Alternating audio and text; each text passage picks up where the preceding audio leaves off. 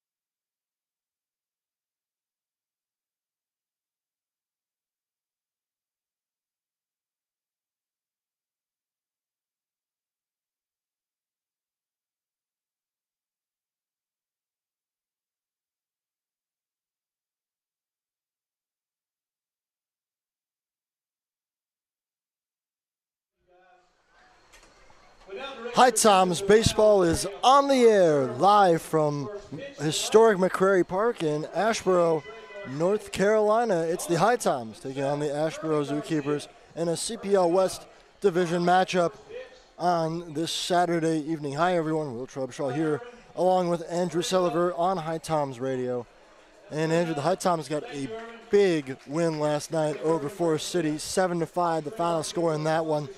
And they need to keep that momentum going down to the final week of the season. They're in a tie for that final playoff spot with Asheboro after the win last night. A game and a half behind the Savannah Bananas for first in the CPL in the second half of the season. So it's all very close, and every win they can get, especially against other division opponents, it's huge. And now this Asheboro team, though, a different animal than the HiToms last saw on June 19th. That's right. Almost every single West Division team is still in the playoff hunt with a week to go. HiToms currently a half game ahead of the Macon-Bacon, or rather a full game ahead of the Macon-Bacon for that second playoff position, given that Savannah has a one-game lead in the second half and a 1.5 game lead over the HiToms. But a big win over Forest City last night for HPT. They still have 2 more with the Owls. Those will be big games. Tonight, as you said, Will, is a big one. Let's not waste any time. Let's get to the starting lineups, beginning with the visitors, the HiToms, who come in at 9 and 8 in the second half, 21 and 20. Cam Brantley leads things off and plays right field. Eli Weisner in the 2-hole and playing third base tonight. Court Maynard over at first batting third. Eric Grins, the DH, batting cleanup. Those 3 went back-to-back home runs last night in the 4th inning. Jarrett Brown bats 5th and plays shortstop. Rowan Watt at second base batting 6th. Vito Paterno out in left. Christian Amaro gets the start behind the plate. And Joe Delaney rounds out the starting 9 out in center field. The starting pitcher tonight for the HiToms is Bradley Wilson, making his first start since July 8th for HPT. Had a bullpen appearance or 2 in between there, but coming back from injury, making the start here, and the HiToms looking for Bradley to continue his good stuff. As for Asheboro, take a look at their starting defensive alignment and lineup. We'll get to the lineup first, as it's Trent Youngblood to lead off, playing shortstop. Drew Tyndall batting second and catching. Ron Evans over at first. Bryce Marsh, the designated hitter. Carson Osmer out in left field. Then Michael Zarillo at third base. Bobby Felice at second base, bats 7th. Nathan Polo, the right fielder, bats 8th. And Quentin Collins bats 9th, the center fielder. And that's all behind Braden Collett, who comes set and ready to deal the first pitch of the game to Cam Brantley. It's outside for ball 1, and we are underway at 7:01 local time. It's a hot one today here in North Carolina. game time temperature of 85 as Brantley swings and lifts the 0-1 or 1-0 on the infield. And there to make the grab is Felice, the second baseman for out number 1. Interested to see how the starter today for Asheboro, Braden Collette, does. He's only appeared in 2 games for Asheboro, 0 starts, just 1 2/3 innings pitched across the 2 games, a strikeout, 3 walks, 2 hits, and a 16.20 ERA so far. A two-way player, a freshman out of Lenore Rhine, trying to get his first start, and we'll see how he does against this HiToms offense. Eli Weisner swings and lifts the first pitch out of play, foul. Yeah, a later addition to the roster for Asheboro, is like so many teams at this part of the year, a lot of roster turnover. He makes his first start, and he'll look to keep the HiToms in check. And this one, HiToms wearing their red uniforms with the navy blue letters down the chest as a swing and a miss by Weisner. He's behind in the count, 0-2. Navy blue numbers on the back, the gray pants, red stirrups with the navy blue stripes, and their red ball caps with the blue bills. As for Asheboro, kind of a beige top and brown pants as the 0-2 home to Weisner is ripped over to short, backhanded by Youngblood. He'll throw across the diamond and retire Weisner in plenty of time for out number 2. Well, that's a good play deep in the hole by Youngblood. It got to him in a hurry, so he had plenty of time to fire over to first to retire Weisner. And you have to remember that here at McCrary Park, it's all turf. 323 to left with a monster ranging from left to left center, 400 to straight center, and 336 to right. Plays pretty deep, and we'll see if the turf messes up the HiToms at all as they play on an all-grass field at Finch Field. Ball 1 misses high to Court Maynard. Yeah, it'll certainly be interesting to see how the defense responds. Had a really good night last night for the HiToms. Did commit 1 error, but by and large had some sparkling plays out in the field that helped the HiToms hang on to win 7-5 over Forest City. Court Maynard has the count even on him, 1-1. So far, all we've seen from Collette is fastballs. Every single pitch thus far has been the heater. It's around 91 to 92 at the moment, has touched 93, so plenty of velocity. The HiToms have been able to hit the fastball this year, though. Collette misses low, and it's 2-1 to Court Maynard, who, like you mentioned, Andrew, went deep last night. It was his first CPL home run, second of the season with the HiToms. The other came in an exhibition game. Both have been at Finch Field. And he skies one in the air.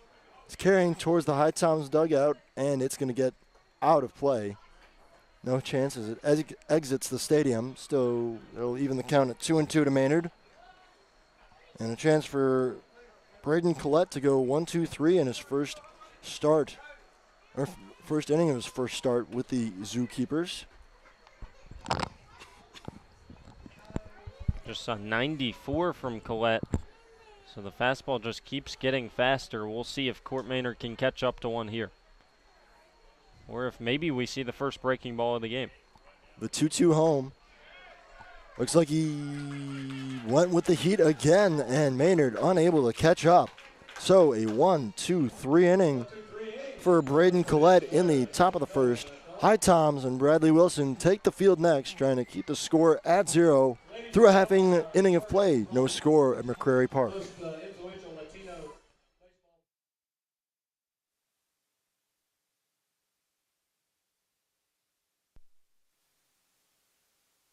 We encourage everyone to make themselves at home here in High Point. We're known as the home furnishings capital of the world. We have banked our past, present, and future highly on this industry. We have lots of opportunities to entertain your family and children. So take advantage of our parks, our cultural events and activities, as well as some of our seasonal attractions. High Point has a variety of entertainment to suit your needs. Whether you're looking for the newest craft brewery here in town or some live music, come to High Point. We've got what you need. We here at High Point welcome you to make yourself at home. Novant Health offers unrivaled care for every woman at every age, stage, and walk of life. We know that the care you need today might not be the same care you need tomorrow, and we're proud to offer expert services that are as diverse and multifaceted as you are. So whether you're having a baby, battling cancer, or boosting your overall wellness, you can count on Novant Health to get you back to the things you love faster. Discover care that always puts you first at NovantHealth.org/everywoman.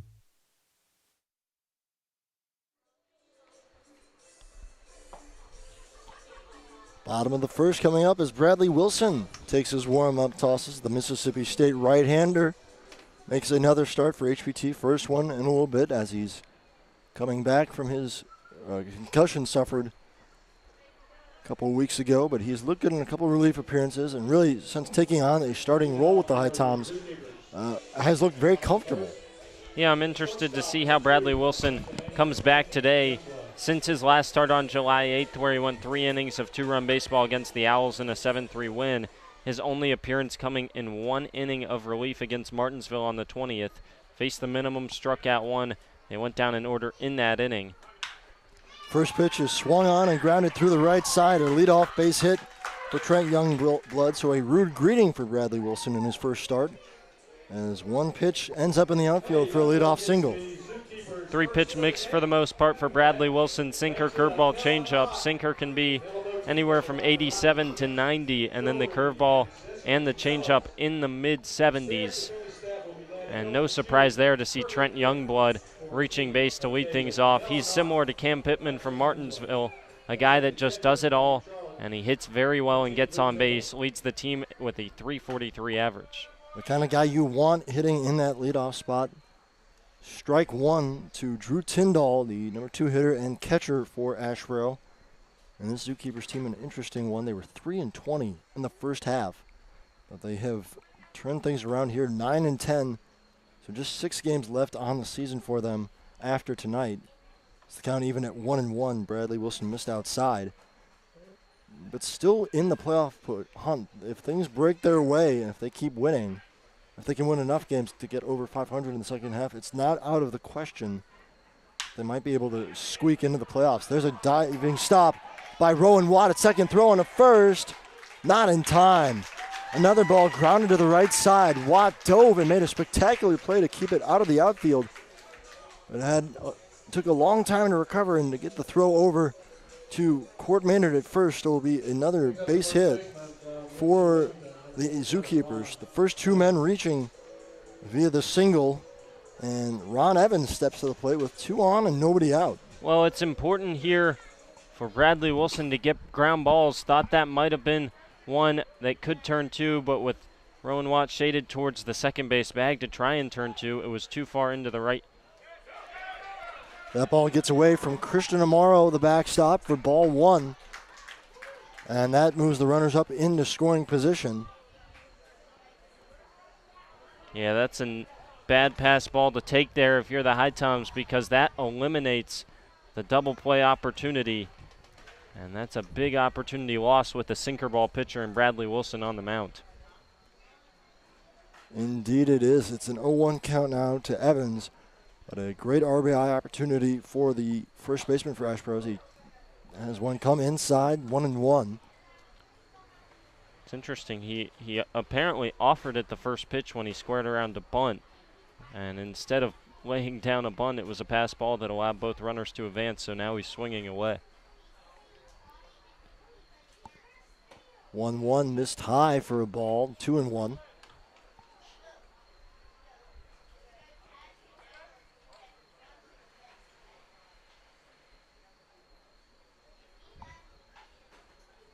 This season, Evans batting .292. 2 homers, 10 runs driven in 30 games. And he's late and fouls one out of play, 2-2.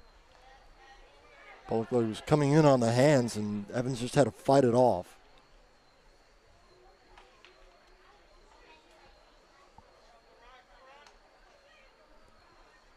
Nobody out here in the bottom of the first. Asheboro threatening, though, to take an early lead in this game.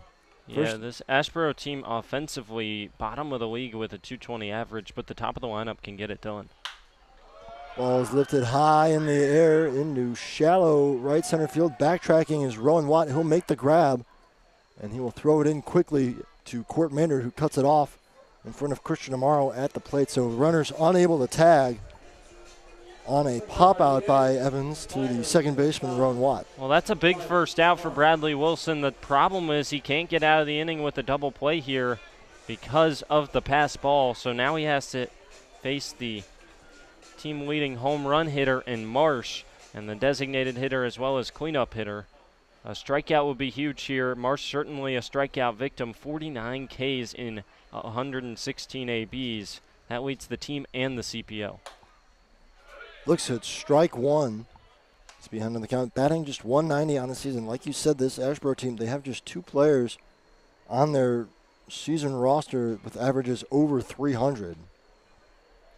It was Trent Youngblood, who was batting 343. As he swing and a foul tip makes it 0-2. Yeah, nasty curveball there from Bradley Wilson. Way out in front was Marsh. Go back to that pitch if you're Wilson. I would say put it a little bit lower. The problem is Christian Morrow hasn't seen action with the HiToms behind the plate in a while. You don't want one to get to the backstop. The 0-2 home. Strike 3. Marsh frozen on a pitch coming inside to him. That is out number 2, first K of the game for Bradley Wilson. In fact, he did go back to the curveball, put it on the inside corner, and absolutely froze the designated hitter. Big strikeout, and now with 2 in scoring position and nobody out, it goes to 2 outs, and Bradley Wilson 1 out away from escaping a big-time jam in the first.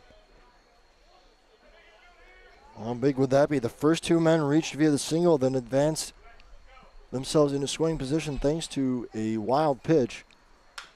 First pitch from Wilson is fouled back by Carson Osmer. And the finish the thought I was making earlier. So it's Trent Youngblood and Kennedy Jones, the only 2 batters on this roster for Asheboro, and have averages above 300. And Jones no longer with the team. Yeah, Kennedy Jones had a nagging injury, a UNCG guy, and so he's done for the summer. Check swing. Did he go around? Appeal down. They say yes, he did. That's Warren Knepp at first base. We'll get you our umpires. Knepp at first. Brett Stowe calling the balls and strikes behind home plate. And Richard Chadwell over at third base. And it's quickly 0-2 on Carson Osmer. Another breaking ball there from Bradley Wilson. Go back to it here. Move it off the plate. The 0-2 home. He does go with the breaking ball. And it catches the outside corner. Strike 3. Bradley Wilson back-to-back Ks to get himself out of a 2-man-on jam, 2 in scoring position, but they're left stranded by the Zookeepers. No score after 1 inning of play. You're listening on HiTom Radio.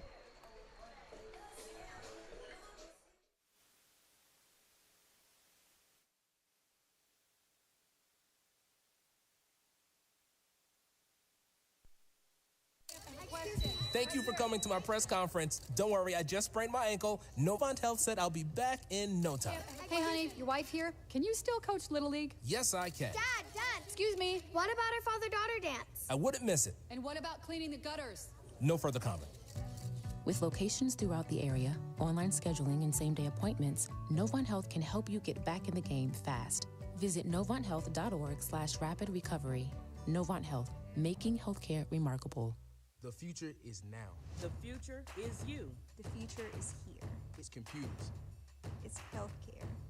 Robotics, cybersecurity, manufacturing, DNA research, The future is everything. the future is knowledge. community, Possibilities. hope, It's about family, having a career, Reaching goals, finding your purpose. your passion. believing in yourself. Davidson County Community College. The future is here. All right, no score after 1. You're listening on HiTom Radio. Will Trubshaw, Andrew Selliver here. And for the HiToms and Bradley Wilson specifically able to work around 2 base hits to start off the inning by striking out the final 2 batters he faced. So you leave 2 stranded, and those are 2 rare-ish hits for this Asheboro team that, again, near the bottom of the league in terms of batting average. However, the HiToms went in order in the first, so they're going to have to find a way to get the offense going. And that's been a story all year for the HiToms is at times the offense looks good for a couple innings, but then other innings it will go dormant. Yeah, it was the same story last night. Put up 4 runs on back-to-back-to-back homers in the 4th, and then they really disappeared for a couple innings. just tacked on 1 in the 7th and 2 in the 8th after putting up 3 straight zeros in the middle innings. So we'll see if Eric Grintz can get things let off here in the second a little bit better offensively against the starting pitcher in Braden Collette, who went 1-2-3 in the first, just needed 10 pitches. And Eric Grintz is the guy to do it. We saw him go yard last night, 2 for 4 night with 2 extra base hits, a double and a home run. Batting average over 400. It currently sits at 438, which leads the team. He has a hit in every single game he's played as a HiTom, DHing tonight for HPT, and he takes a look at ball 1 just high from Collette. Yeah, first look at the breaking ball. It's a true 12-6 curve from the righty Collette. That one missed upstairs, and no surprise to see him go spinner against the best fastball hitting person on this team. That time he bounces a breaking ball well in front of the plate, 2-0. I was surprised to see him go all fastballs in the first. It worked out, and now you see back-to-back curveballs. Huge fastball count now for Eric Grintz. 2-0 and a swing and a miss. He went with the fastball. Grintz couldn't catch up to it. 2-1.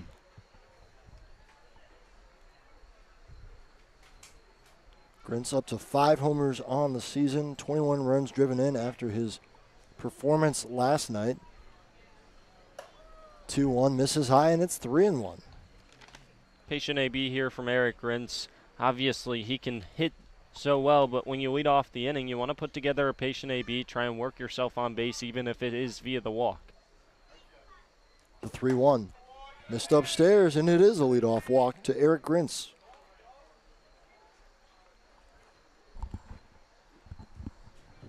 Jarrett Brown going to step to the plate now with a man on and nobody out. So HiToms have their first base runner. That's something we've seen all season long. Patient ABs from Eric Grintz. 12 walks to 5 strikeouts. That's an incredible ratio for a guy who just keeps producing at the plate for HPT. Now we'll see if Jarrett Brown can keep the rally going here in the second. First pitch is a fastball, but it missed inside. 1-0 to Brown. Well, we saw a lot of strikes from Collette in the first inning. The scouting report is that he can be inconsistent with the command. It's off a little bit here to start the second. No, he didn't miss upstairs. That time it catches the top of the zone. A late call from Brett Stowe behind the plate, but it evens the count at a ball and strike apiece. Went back to the fastball that time. They're going to check on Grintz at first. The throw gets away, and Grintz will head over to second and stop right there. Well, a pickoff move by Braden Collette checking on Eric Grintz over at first, and he just airmailed the throw. Lucky it didn't get out of play.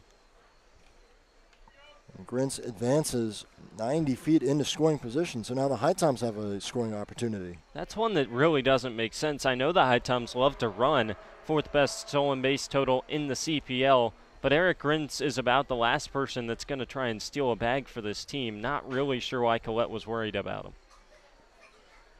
Perhaps just doing his due diligence, but he has cost himself as that ball is roped out to left field, but caught on the line by the center fielder Collins. Yeah, good AB there from Jarrett Brown. Saw 2 pitches not really over the heart of the plate, and then found his fastball, and he hit it hard, 93 off the bat. Unfortunately, just hit it straight at Collins in center.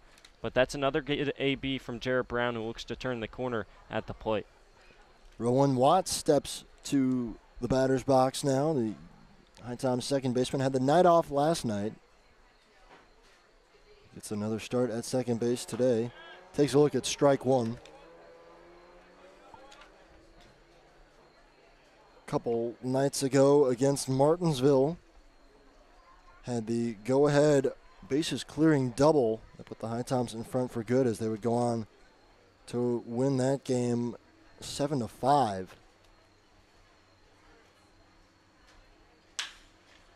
He hits one sharply over to second base, and it'll be a quick put out 4-3 as Watt grounds out to his counterpart Felice, and allows Eric Grintz to move up over to third base.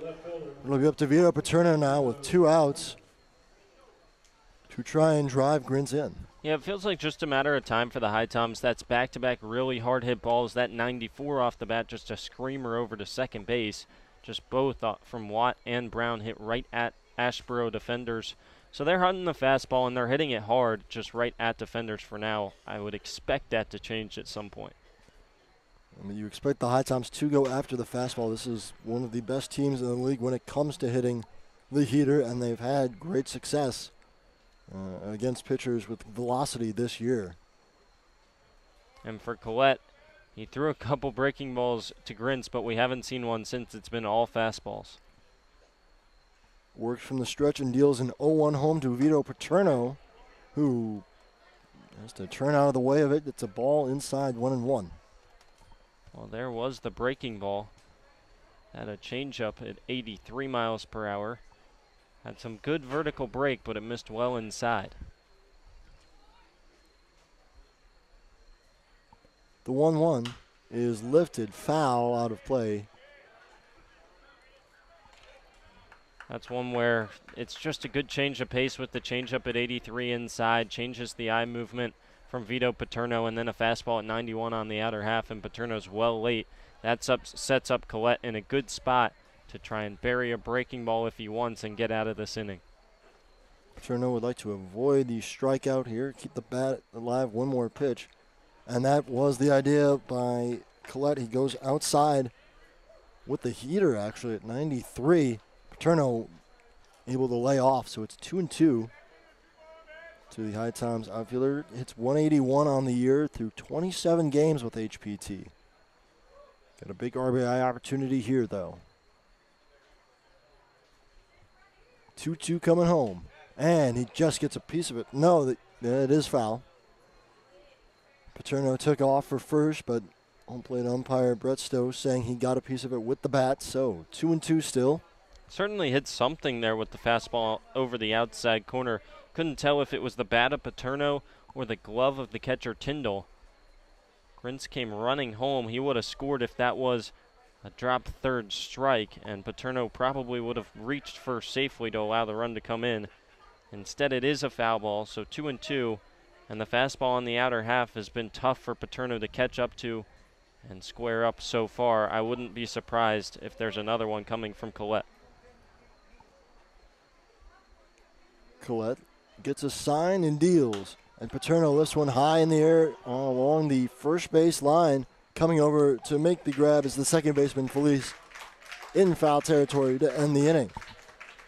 So the HiToms get the leadoff man on, and Eric Grintz via the walk, but he is stranded at third base. Through 1.5 here at McCrary Park, and there's still no score. You're listening on HiToms Radio.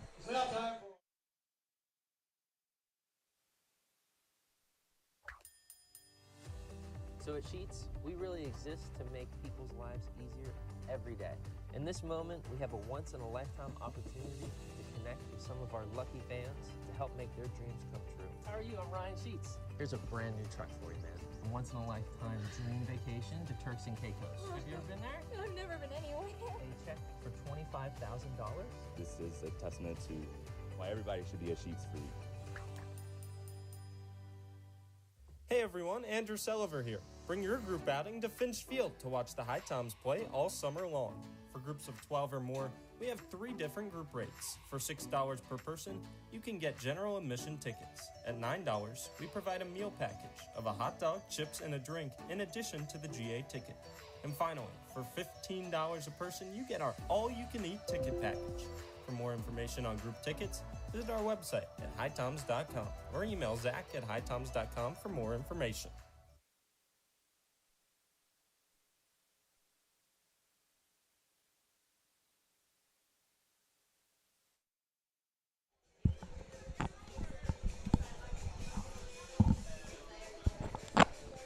Bottom of the second at McCrary Park. HiToms and Zookeepers are scoreless. Bradley Wilson looking to keep it that way as Asheboro will send their 6, 7, and 8 hitters to the plate in this inning. It'll be Michael Zurillo. Yeah, and this is the part of the order where Bradley Wilson is looking for and expecting weak contact on especially that sinker ball, trying to keep the pitches down in the zone, get ground outs on the infield. Obviously, he got some grounders, but they were sharply hit by the top of the order, and that led to 2 hits in the first. And then he worked out of it with some good spots and 2 strikeouts looking to end the inning. Now you're looking for contact, pitching to contact, and pitching to get outs against the bottom of the lineup. First pitch to Zerillo, swung on and fouled back behind the grandstand, and it's 0-1. Zerillo on the year batting .208. This is his 36th game with the Asheboro Zookeepers.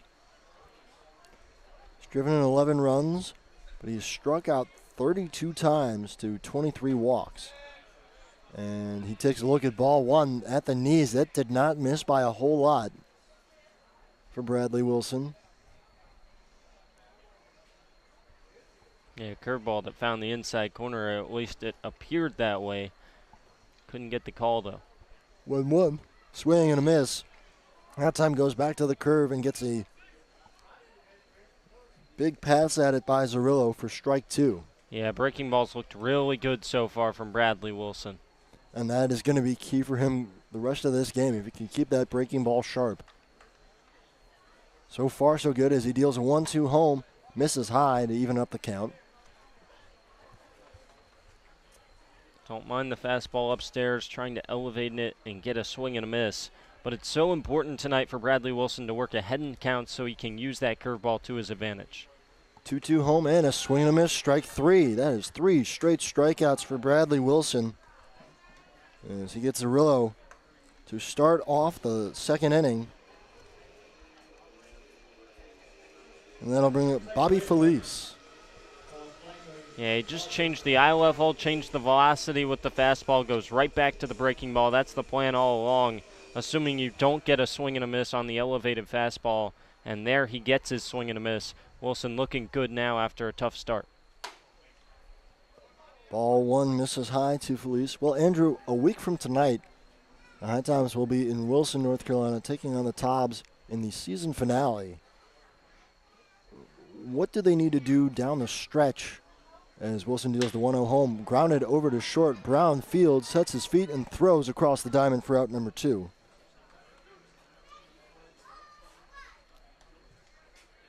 What do the HiToms need to do to secure a playoff spot? Obviously, some of it's not entirely in their hands. You got to hope that Savannah, you hope you get some help from Savannah, unless you can win the division outright.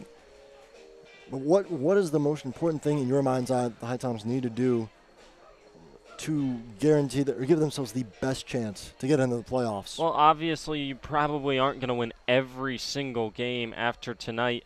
There's 7 more games on the slate for the HiToms. Actually, just 6. This is the 7th to last game as the first pitch is in there for strike 1. It's winning the big ones. You need to beat Forest City. Those are the 2 biggest games left on the schedule.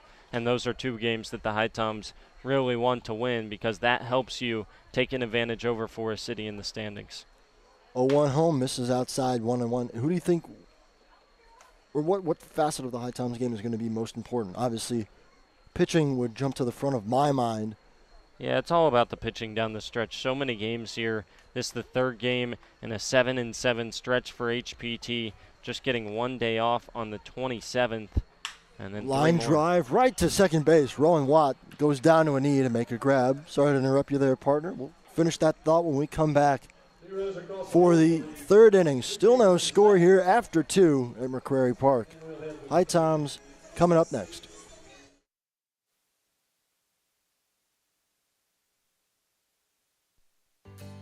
Here in High Point, North Carolina, we encourage everyone to make themselves at home here in High Point. We're known as the home furnishings capital of the world. We have banked our past, present, and future highly on this industry. We have lots of opportunities to entertain your family and children. So take advantage of our parks, our cultural events and activities, as well as some of our seasonal attractions. High Point has a variety of entertainment to suit your needs. Whether you're looking for the newest craft brewery here in town or some live music, come to High Point. We've got what you need. We here at High Point welcome you to make yourself at home.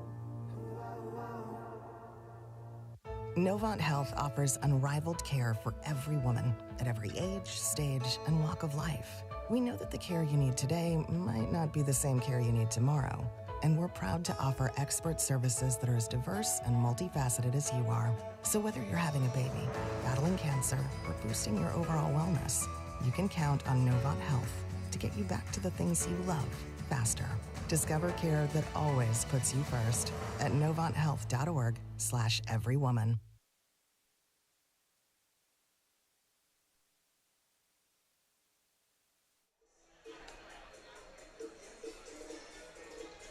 Already into the third inning here, HiToms and Zookeepers are scoreless in the CPL West Division battle.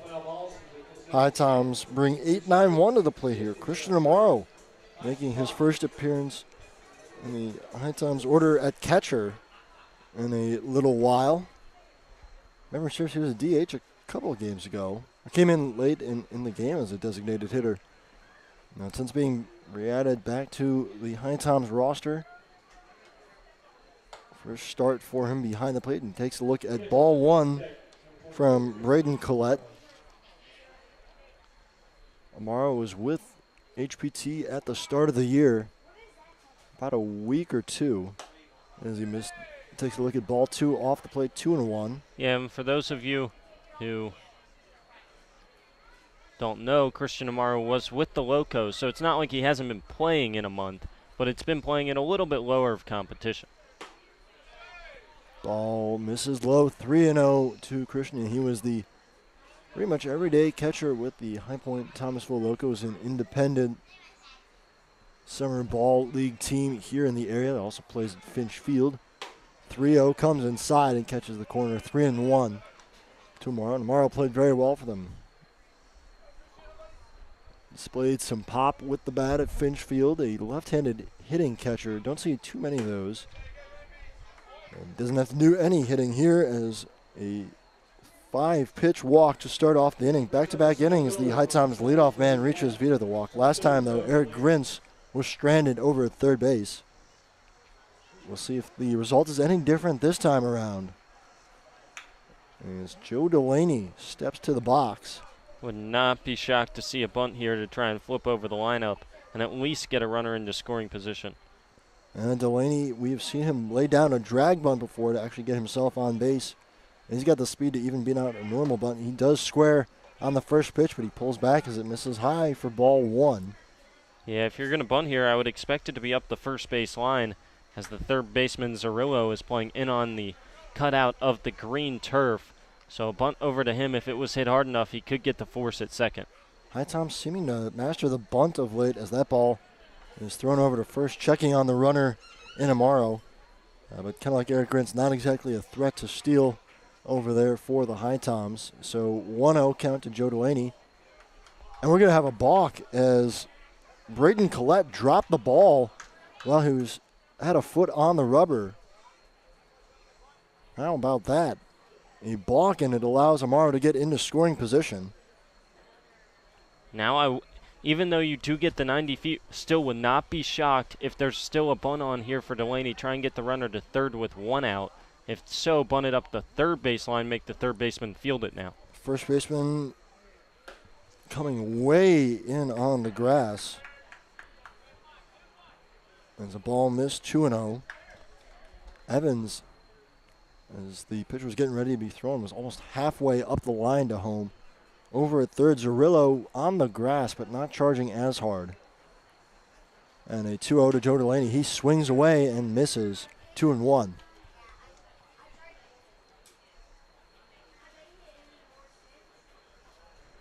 After Delaney, it's Cam Brantley in the top of the order for the HiToms. Brantley popped up in his first time at the plate. 2-2 as a fastball finds the top of the zone to Delaney. By far the longest appearance so far for Collette of the season, and he's impressed, but he's struggling here. Although he's fought back to 2-2. Big AB for Joe Delaney now to fight with 2 strikes. Amaro dances off second. Collette comes home, and Delaney skies one in the air into foul territory. That ball's carrying over to the Asheboro dugout, and making a catch right in front of the rail is Evans, the first baseman, for out number 1. So a foul pop, a lot of foul territory behind home plate and along the bases in the infield. As you go into the outfield, the line gets a lot closer to the wall along left and right, so you lose some of that in the outfield, but in the infield, plenty of room to run over and make a grab. If you pop anything to the left or right. Out number 1, and as Cam Brantley steps to the box, he's 0 for 1 on the day. And he waits for the first offering from Collette. Missed outside, ball 1. Still a heavy dose of fastballs from the righty Collette. That one at 92, so not really dropping any velocity. The only guy he really used the breaking ball against was Eric Gritz. Brantley now in his 7th game, batting .294 with the HiToms. He swings and fouls one right back to the backstop. 1-1. Really good looking cut there from Cam Brantley. Seemed like he was timed up perfectly with that fastball just over the top of it, so he bounced it back to the backstop. But that's what you have to do at the plate, is you have to hunt fastball. You cannot be late on the heater, because that's almost every single pitch right now from Collette is the fastball. So if he fools you with the breaking ball and he has the ability to throw that curveball, then so be it. But if not, you have to be on time with the fastball. Brantley lifts one in the air out to left field. That ball is dropping fast, but running in to make the grab is Osmer. He had a long way to run. Was able to stick out the glove on the run, make the grab for out number 2. Another one where Brantley, the lefty, was a little bit late. Tried to go the other way with the fastball. Nearly blooped it into shallow left field for a base hit, but instead it hung up just long enough for the left fielder Osmer, and now it's down to Eli Weisner. We've seen him come up with a ton of RBIs this season. Leads the HiToms by 10 with 31. Chance to give HPT the lead in the 3rd. Yeah, there have been some timely RBIs too, as Weisner takes a look at the first pitch, grounds it over to the right side. Felice fields and throws on to first to end the inning. So the HiToms once again get the leadoff man on, but they do not score. To the bottom of the 3rd, it is 0-0 at McCrary Park in Asheboro, North Carolina.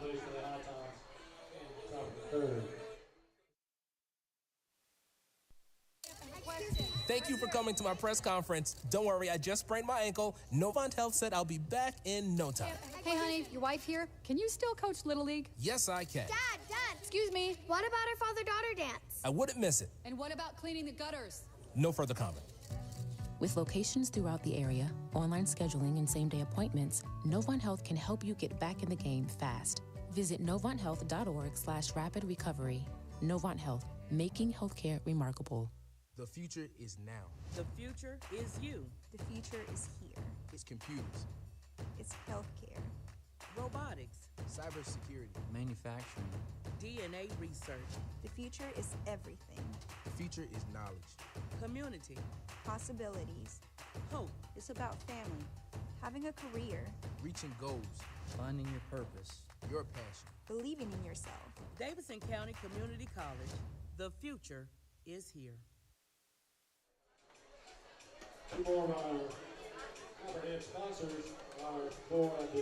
All right, back here in Asheboro, North Carolina.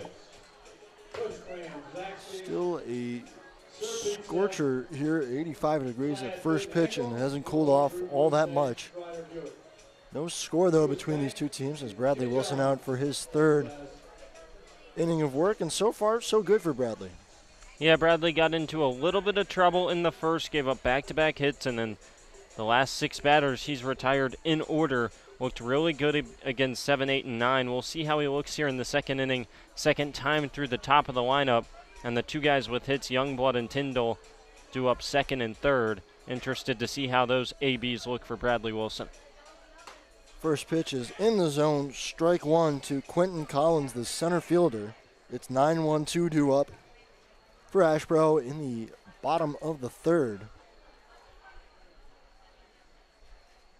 As Wilson deals the 0-1 home, swing and a miss, strike two. Breaking stuff continuing to be on point for Bradley Wilson, getting another chase at one low and away in the zone. Yeah, another good pitch. He's kind of mixing between a slider and a curve with the grip right now, and it's really affecting these hitters. Line drive out into center. That ball is going to drop in front of Joe Delaney. Take a big hop, but he's able to jump himself and make a grab so it doesn't get over his head. It's a leadoff base hit, first base knock of the game. Third base knock of the game for Asheboro. Yeah, Bradley Wilson, not going to say he gets away with one there because it is still a base hit and a single from Collins, but an absolute hanger of a curveball right down the middle on an 0-2 count, not where he wanted it, I'm sure. And he gets away with just a single, but now he has to face the top of the lineup in Youngblood. And this is the best hitter here for Asheboro. We'll see if Bradley Wilson can fight back. Outside for ball one. Wilson this season has had 4 appearances where he went 3 innings or more, but the longest of those was just 3 2/3 of an inning. So you wonder if there's a leash. As a ground ball hit over to Jared Brown, all he can do is knock it down as he lost his balance at short. And another base hit for Trent Youngblood. This time he goes to the left side of the field after he pulled one into right his first time up. And they're actually going to rule it in E6 here. Yeah, that's one where Jared Brown almost didn't look like he was ready. That's a double play ball almost every day for the HiToms, just ranging to his right. Didn't look like he was quite prepared, caught him off guard, so he stumbled a bit and couldn't make the play. So the E6 means there's 2 on and nobody out, as the first pitch is bunted foul by Drew Tyndall. Tried to lay it down the third base line, catch Eli Weisner off guard, but he bunted it backwards. Collins at second, Youngblood at first. And Asheboro trying to break through in the third. Bradley Wilson worked around a 2-man on and no out situation in the first. This time a bunt rolled down and it's a perfect one. Amaro comes out from behind the plate. The throw pulls Rowan Watt off the bag as Maynard was coming in to charge. The throw was a little wide and Watt tried to keep his foot on the bag. It came off for a second. He touched the bag, but it was too late. So that loads the bases. Back-to-back errors by this HiToms defense. That time Christian Amaro. We've already seen the pass ball and now a bad throw from behind the plate as he came out to get the bunt. Not helping Bradley Wilson is the defense right now. Big spot as the infield comes in at the corners. Bases loaded, nobody out, corners in. Up the middle, there's still a double play depth as Wilson deals the first pitch home, and it's swung on and fouled over to the Asheboro dugout, and it just gets out of play. Amaro was tracking it the whole way, as was Maynard, but it just got over the fencing near the grandstand along first base, and it'll be strike one. And that would have been a gift for the HiToms if that stayed in play, and Maynard or Amaro could have made a play on it for out number 1. But instead, Wilson still has to work with nobody out and the bases full. And Ron Evans. Yeah, important here for Wilson to try and get just 1 out before allowing a run, because then you can turn 2 to get out of the inning. Evans has driven in 10 runs on the year. He takes a look, though. It's strike 2. He's quickly behind in the count, 0-2. Yeah, beautiful curveball on the outside corner by Bradley Wilson. I think you have to go sinker ball low below the zone, try and get either a ground ball or a strikeout right now. The 0-2 home is lifted foul. As again, Evans late on a pitch inside to him. He just has to foul it off out of play. Good pitch there from Bradley Wilson. Want the sinker low in the zone, in on the hands. Trying to get weak contact. Keep the ball on the infield, turn and out, maybe not allow a run here with this AB. Another 0-2 comes from Wilson. And the pitch. Chopped over to first base, but it's going to roll foul. And some funny English on it, and it rolled quickly to the right side of the foul line in the foul territory, and we'll do an 0-2 again. A break there because it was not hit all that hard. Would have been a tough play for Court Maynard to charge and probably would have scored the game's first run. Yeah, it came off the end of the bat. Certainly would have been a tough play. Probably could have come home with it. That would have been the best option to try and get the force out if it was fair. But that one clearly rolling well foul. So we'll see. Bradley Wilson gets 2 weak ground out and a pop out there. Out of play for both of them. Not sure what you go with here. Maybe another ball off the outside corner.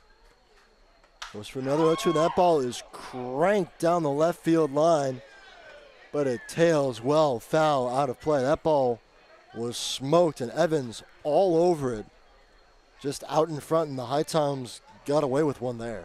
Well, it's not a horrible pitch. It's a breaking ball on the inside corner. It broke the bat of Evans. He still turned on it, but he was way out in front, and that's the goal with that curveball inside. Not really close to the foul pole, a good 50 feet foul of the line. So it wasn't like he absolutely hammered a ball and just missed a grand slam by 5 feet.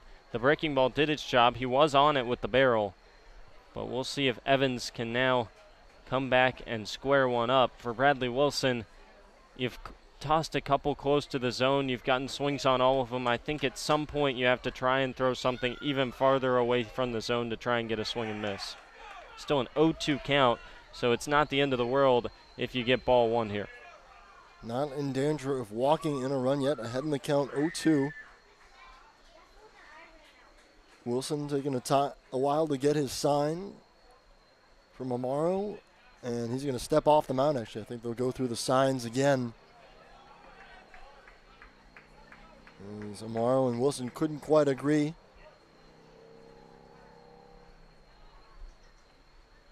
Now Wilson rocks and deals the 0-2 home. Strike three. Evans tried to hold up his swing. He could not. And a big first out in the inning. Another punch out. That's 4 on the day for Bradley Wilson. Yeah, that's a big one. Now you bring up Marsh, who is a long ball candidate, but also a strikeout candidate. And he's not the fastest guy, Bryce Marsh, at 6'3", 235, so a double play candidate as well. Chance for Bradley Wilson to maybe get a ball with the sinker low in the zone and get a double play to get out of the inning. First pitch misses upstairs, ball 1-0. And like you said, Marsh on the season, 9 homers. So that's up near the top of the CPL leaderboards in that category. But the 190 average, he is susceptible to hitting stuff on the ground and striking out, as we saw. That's what he did in his first plate appearance. Went down looking. That time, though, he cranks one out to right field. Brantley hardly moves. That ball is gone. And a grand slam for home run number 10. And Asheboro jumps in front 4-0.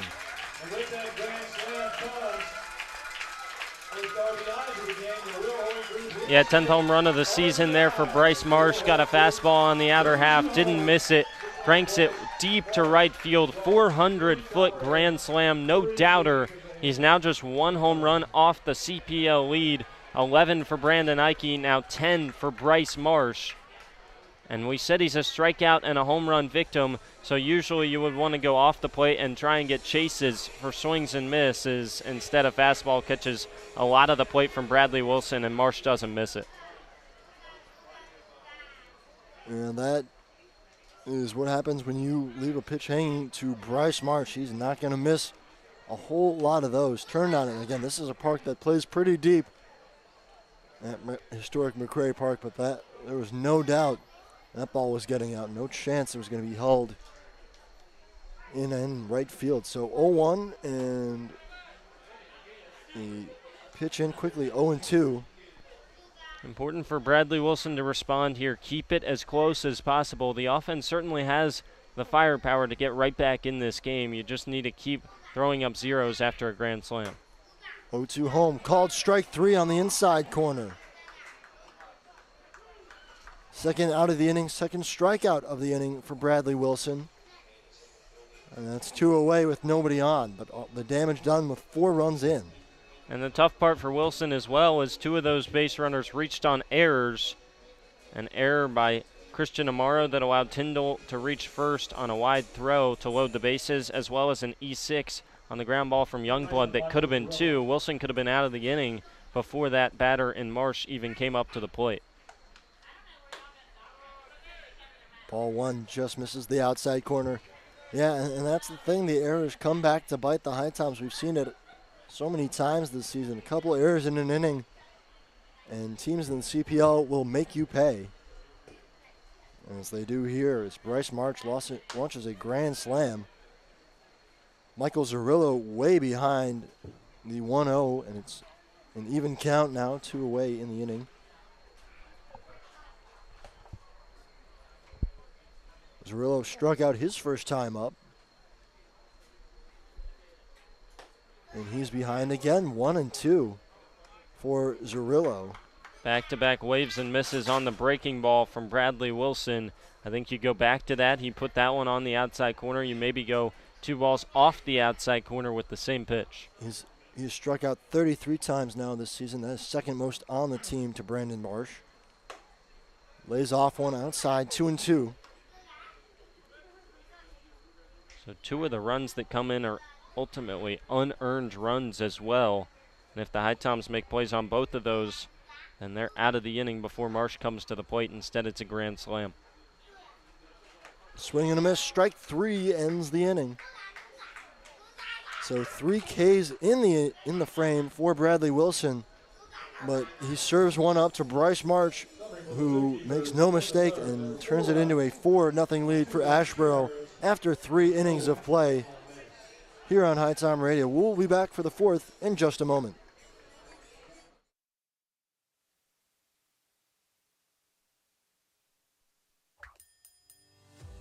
So at Sheets, we really exist to make people's lives easier every day. In this moment, we have a once-in-a-lifetime opportunity to connect with some of our lucky fans to help make their dreams come true. How are you? I'm Ryan Sheets. Here's a brand new truck for you, man. A once-in-a-lifetime dream vacation to Turks and Caicos. Have you ever been there? I've never been anywhere. A check for $25,000? This is a testament to why everybody should be a Sheets freak. Hey everyone, Andrew Selliver here. Bring your group outing to Finch Field to watch the HiToms play all summer long. For groups of 12 or more, we have 3 different group rates. For $6 per person, you can get general admission tickets. At $9, we provide a meal package of a hot dog, chips, and a drink in addition to the GA ticket. And finally, for $15 a person, you get our all-you-can-eat ticket package. For more information on group tickets, visit our website at HiToms.com or email Zach at HiToms.com for more information.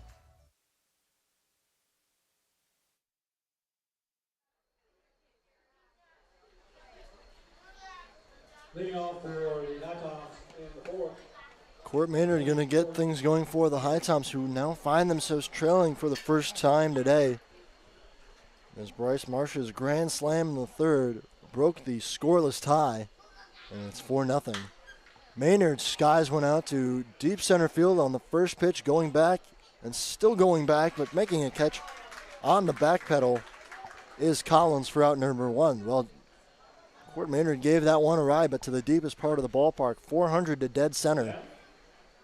Yeah. That one probably a good 10, 15 feet short. Yeah, just missed that one to center field, under it a little bit. Would have liked to have seen him maybe take a pitch there. Got a fastball, though, over the heart of the plate that he thought he could handle just a bit up, and he missed it by maybe an inch or 2. But this is the part of the order where the HiToms want to strike right back. 3, 4, 5 due up now. It's Eric Grintz. And you really want to respond with at least a run or 2 to get right back into the game and try and snag some momentum.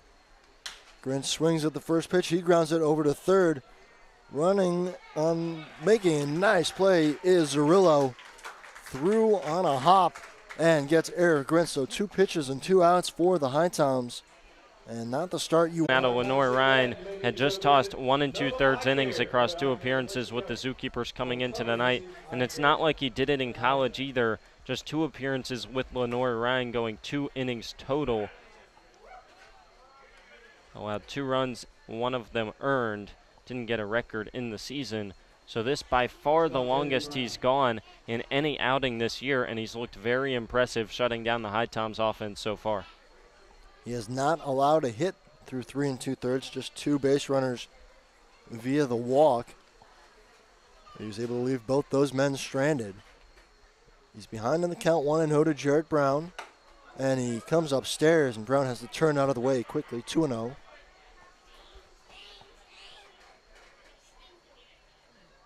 Righty on righty matchup.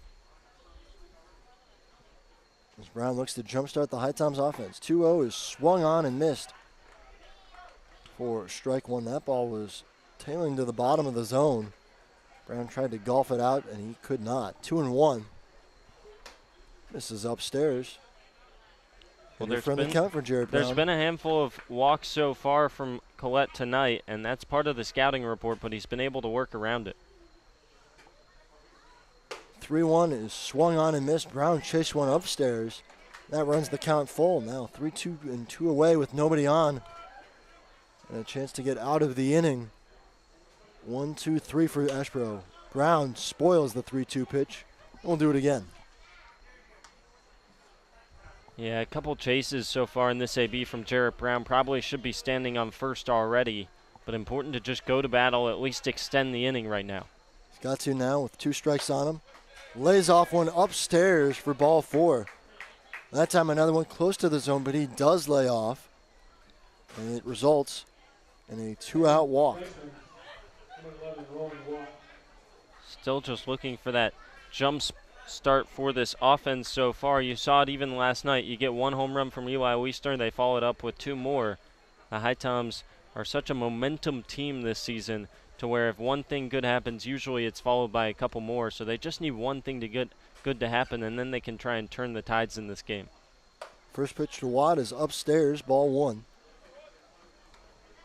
Watt, in his first plate appearance back in the 2nd inning, grounded out to second base. I think he's probably thinking of something more along the lines of a line drive this time around. That's what the HiToms would need. Don't want to fly out.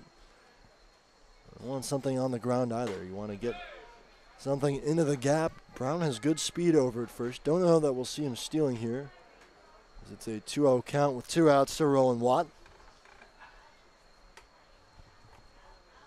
Yeah, this has got to be fastball right down the middle, or else you don't swing if you're Watt. Already seen Collette struggle the last 2 ABs.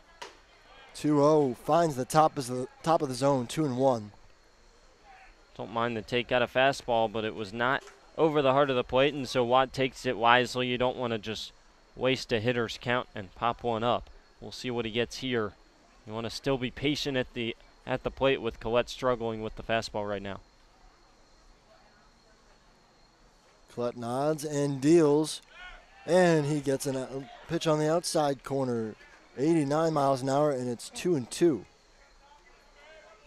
Back-to-back good spots from Collette, and he works out of the hitter's count now 2-2, and now you have to be ready to fight pitches off. Just shift the approach at the plate if you're Rowan Watt. 2-2 home, and it misses inside. Brown takes off with the pitch, and he's in safely as the ball popped out of the mitt of Tyndall. Looked like a bit of a delayed steal there from Jarrett Brown. Kind of crept away, never really took a full jump, and then just stole second easily as the ball dropped to the ground out of the glove of Tyndall. Big stolen base there because now a base hit can get the HiToms on the board. Another full count now, this time to Rowan Watt. Jarrett Brown stands at second with 2 away. Collette taking a long time to get his sign, keeping an eye on Brown at second. And now we'll come home with the payoff pitch. Chopped over to shortstop. Youngblood throws across the diamond to get Watt and end the inning. So the HiToms get another man on base, but they leave him stranded in scoring position. Still, through 4 innings, no hits for the HiToms and no runs as they trail it 4-0, headed to the bottom of the 4th.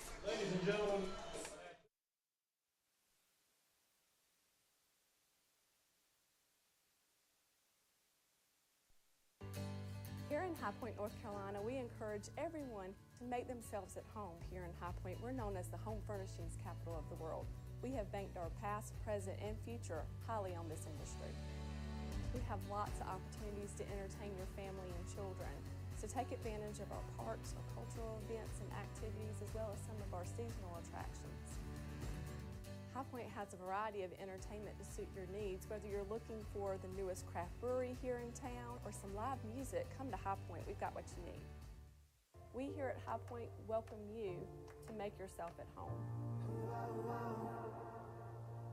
Novant Health offers unrivaled care for every woman at every age, stage, and walk of life. We know that the care you need today might not be the same care you need tomorrow, and we're proud to offer expert services that are as diverse and multifaceted as you are. So whether you're having a baby, battling cancer, or boosting your overall wellness, you can count on Novant Health to get you back to the things you love faster.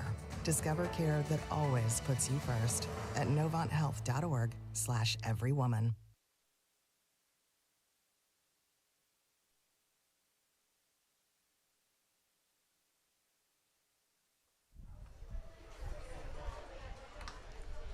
Bradley Wilson still out on the mound for the HiToms.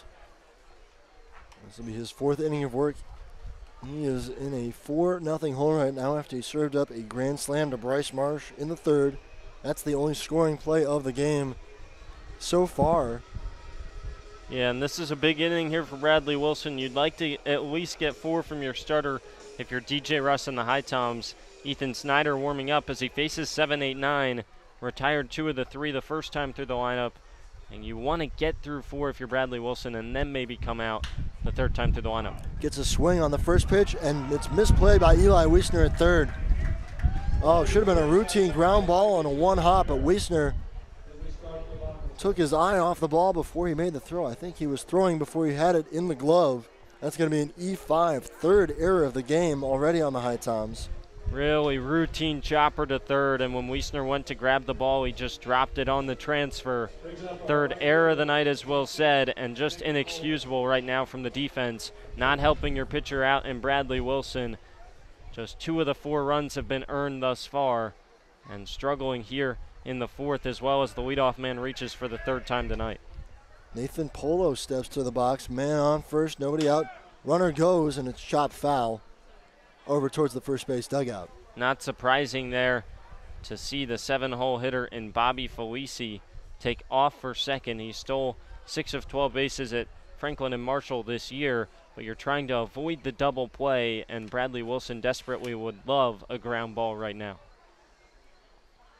Would do wonders, although easier said than done at the moment. As Wilson missed outside for ball 1-1. HiToms just trying to keep the damage at 4 for now. You don't want this to turn into another big inning. But a free out given on the first pitch of the inning. Now 1-2 as Polo swings and misses right through it. Polo lined out to second to end the 2nd inning. In his lone plate appearance so far. Bradley Wilson went 1-2-3 in that inning, but got roughed up in the 3rd. But again, it wasn't his fault entirely. 2 errors in the inning by the HiToms as the runner goes. Throw down by Amaro, and it's in time. What a throw by Christian Amaro, and a perfect tag by Jared Brown. They had Felice beat by a few steps. Yeah, just a bad jump at first by Felice. A curveball at 73 miles per hour in the dirt. And still Amaro beats him with the throw by a good 2 steps, not even close at second base. And finally the defense helping out Bradley Wilson. Break there for Bradley as a 2-2 pitch comes home. It misses on the outside part of the plate to run the count full. But a chance, if you can retire Polo here, all of a sudden you've got 2 outs and nobody on with the number 9 hitter, Quentin Collins. Yeah, DJ Russ clapping on his pitcher. Big one here to try and get 2 outs after that big caught stealing. Payoff pitch is grounded over to first base, but it's foul. Maynard steps on the bag anyway just to check, but it clearly tailed and onto the foul side of first base. We'll do another 3-2 again. Polo this year batting .214 coming into tonight's game. Just 7 games for him though, 3 for 14 overall. Make it 4 for 16 now as he's on with a 1-out single. Lined it right back up the middle on a 3-2 pitch. A good piece of hitting there for the number 8 hitter for the Zookeepers. Yeah, tough one there for Bradley Wilson. You get the big caught stealing, you run it to a full count. You're trying not to throw a ball and walk a base runner. So he puts one on the inner half. And a good piece of hitting there from Polo to send it right back up the middle, not trying to do too much. Now Quentin Collins squares around the button and he pops it back into the netting of the backstop for strike 1. He reached back in the 3rd inning on a single. Yeah, and that's bunting for a hit, not bunting for a sacrifice to move the runner over to second. Collins with plenty of speed was perfect in stolen bases with Muskingum University this season.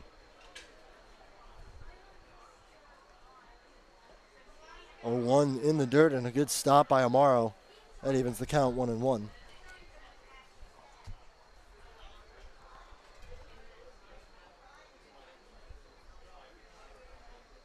This is just the 5th game with Asheboro for Quentin Collins.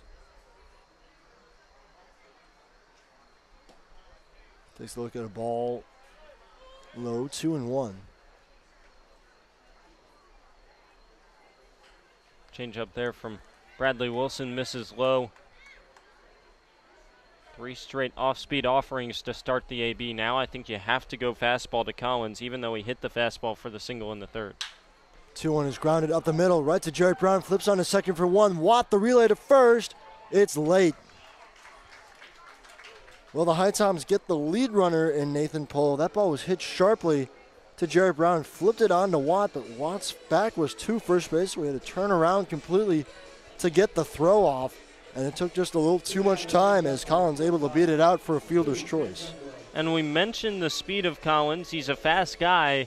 That one a bit confusing. It might show the inexperience at shortstop for Jarrett Brown, because that's one he should probably take to the bag himself instead of flipping to Rowan Watt, because Jarrett Brown's momentum would take him towards first as opposed to Watt running away from first. So a 6-4 fielder's choice means there's 2 away, with Quentin Collins standing at first, but Trent Youngblood to the bat. He's 1 for 2, but he's reached both times. Be careful about the runner at first as well, trying to take off for second to get into scoring position. Ball misses low, 2-0. And with the 2-0 count, you might think this is a good count for Collins to take off? No, because it's a fastball count. I would probably wait. I would have gone on the first pitch, actually, and known it was a breaking ball. 2-0, he does wait, and the fastball finds the outside corner, 2-1. With Youngblood the best hitter at the plate, usually you're going to go spinner with the first pitch. That's what Bradley Wilson did. Collins probably missed his opportunity. Now I think he's shortening up the lead a little bit, probably staying put. 3-1. Yeah, Collins not a big lead at all, hardly getting past the edge of the grass by first base. Looks more like the type of lead you get with a left-hander on the mound. But a 3-1 count. Wilson just trying to get into the strike zone. That ball lifted into the air into shallow center field. Joe Delaney waited for a second, runs in and makes the grab for out number 3. So the HiToms strand a man. The Zookeepers do not score in the 4th inning. It's 4-0 after 4 at McCrary Park. HiToms trying to break through, pick up their first hit in this game when we return in the top of the 5th.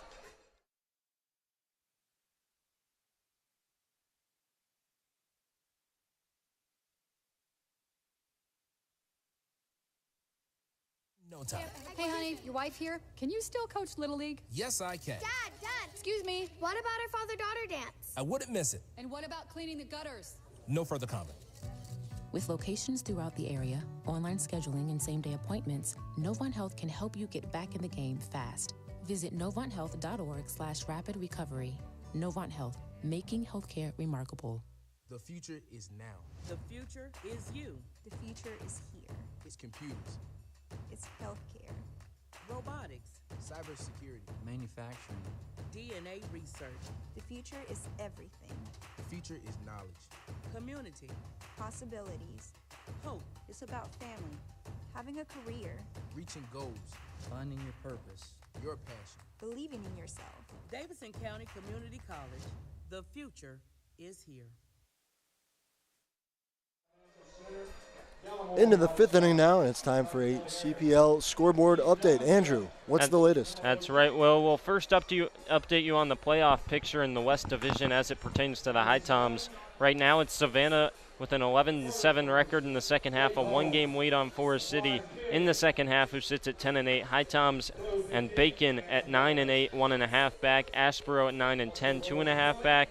Martinsville at 7-10, 3.5 back, and Lexington County at 7-11, 4 games back. So with the Bananas in the lead, that means it would come down to overall, where the HiToms are 21-20, Macon 20-21, and Forest City 20-22.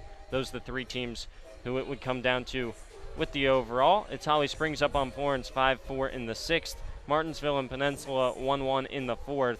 6-0 the lead for Savannah over Macon in the top of the 4th. That's a big score that the HiToms like to see. Another one HPT likes is a 5-0 lead for Lexington County in the bottom of the 3rd. Blowfish looking to make it 6 wins in a row after a 2-11 start to the second half. And, of course, 4-0 the score here, headed to the 5th. How about the Lexington County Blowfish maybe making a late push here? Again, time is running out. The first pitch is swung on by Vito Paterno, but looped foul. So every score going the HiToms' way at the moment in Coastal Plain League play, except for the fact that the HiToms trail at 4-0 here against the Zookeepers. Yeah, and on a night like this where everyone else is trailing that you need to be trailing, it really feels like you need to get the win to get that extra game of security in the standings. 1-1 now to Paterno. Yeah, offense is going to have to come to life at some point. Struggled so far against Collette. We'll see if he wears down. Hasn't gone this long in a long time, probably since high school. This is upstairs, 2-1 as Paterno has to bend down out of the way of the pitch. So far, so good elsewhere in the CPL. At a minimum, though, if everyone else loses, Forest City and Macon and Martinsville, the HiToms stay where they are in the standings. Ball misses low, 3-1. If you're Vito Paterno, I might be taking all the way here, to be honest. I know the HiToms have struggled to hit the baseball. You want to get a fastball, but take all the way for a walk. Paterno swings on the 3-1, grounds it over to short. Long throw across the diamond, but it gets Paterno by a step for out number 1. Trent Youngblood with a strong throw. And Paterno hustling down the line. It was hit kind of soft. Maybe a chance for him to beat it out. Well, it broke the bat of Vito Paterno. I get you want to hunt a fastball, and that's what he got over the heart of the plate, but still, 3-1, Collette struggling. You need a base runner. First pitch to Christian Amaro.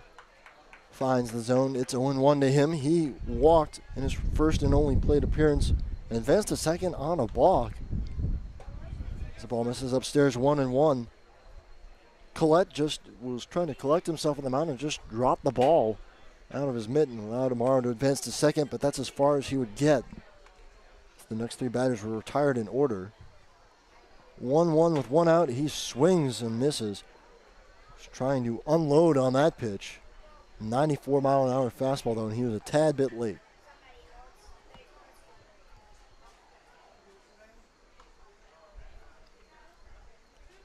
Collette goes from the windup. The 1-2 is fouled straight back. Amaro just gets a piece of it, that time at 92 miles an hour. Yeah, Amaro pretty fortunate to tap that one back to the backstop, in on the hands at 92. Just really big swings against a very quick heater for Christian Amaro. He's never going to be able to catch up to it with that long of a cut, and he's been late on every single fastball in the AB. Needs to shorten up with 2 strikes. We'll see if he can keep the hands in a little bit here on 1-2. The pitch home is just off the outside to even up the count. And TrackMan shows it was a good call off the plate. I'm sure a few in the Asheboro dugout were hoping that was strike 3 looking. 2-2. And it's low, full count. And that one caught Tyndall in an awkward spot. That was a low fastball at the bottom of the zone. I don't know if it caught perhaps the inside part of the right leg for Tyndall. The home plate umpire Brett Stowe walking out to the mound with Collette just to give Tyndall an extra moment to collect himself. A little extra life with the velo here in the 5th inning for Collette. 93-94 at the moment with the fastball. And it has to be fastball here on 3-2. Already seen Amaro be late on every single heater he swung at. He's missed the zone with the past 2 fastballs, though. You have to challenge if you're Collette over the heart of the plate. If Amaro can catch up to it, then so be it. But so far we haven't seen that, so you want to throw a strike on 3-2 for sure. Wonder how many batters are left in the tank for Collette as he gets a big swing and a miss. Strike 3, went back to the fastball, challenged Amaro again, and Christian was not up to the challenge. Out number 2. on just the second strikeout of the game for Collette, but it's a big one as there's 2 away now and nobody on for Joe Delaney. There is a man getting loose in the Asheboro bullpen. Another right-handed pitcher. Can't quite tell what the number is yet. Yeah, this is probably the last inning for Collette. Delaney pops one up for a bunt, and it goes foul. As it rolled back into foul territory. Now, I'm amazed that they did not touch either Collette or Tyndall behind the plate as Tyndall laid out trying to make a grab on the bunt. I'm not sure it didn't touch Tyndall. I think it might have caught him as it rolled foul, and that's what DJ Russ is down the third base line to talk about as Delaney walks back to home plate. They'll call it just a foul ball. Delaney got away with one there as he went to lay down a bunt, trying to get a single, trying to do anything to reach base for the HiToms, and instead he popped it up in front of home plate. So an unfortunate break there for the HiToms as Delaney has to return home 0-1. We'll see if he squares around again. Collette deals. Delaney does not show bunt, and he takes ball 1. Yeah, with 2 outs, that's the kind of thing where you try it the first time as a bit of a surprise. Without that surprise, you're not going to reach with the hit, and then you take it off. 1-1. Delaney breaks his bat. Ball is up the middle, fielded by Youngblood, and it's a throw away from the first baseman up the backstop. Delaney only going to be able to stand at first, as backing up was the catcher Tyndall. That ball sailed on Youngblood, the shortstop, and that's the speed of Joe Delaney. And that is the first hit of the game. They rule it a base knock. Delaney's speed had it beat, even without the throw, but a bad throw. And lucky that Delaney's not standing on second are the Zookeepers. Yeah, that one just caught the mesh just to the right of the dugout, or else it would have skipped into the dugout and given Delaney an extra 90 feet. We'll see if the HiToms top of the order can get things rolling here with Cam Brantley. But it feels like almost every time the HiToms get somebody on, it's with 2 outs in an inning. Not a recipe for success, but they do have a hit now and a man on as they check Delaney at first. And if there's anyone you want on base, it's Joe Delaney, who's been just about perfect stealing bases this year. Cam Brantley to the box, and he takes a look at ball 2.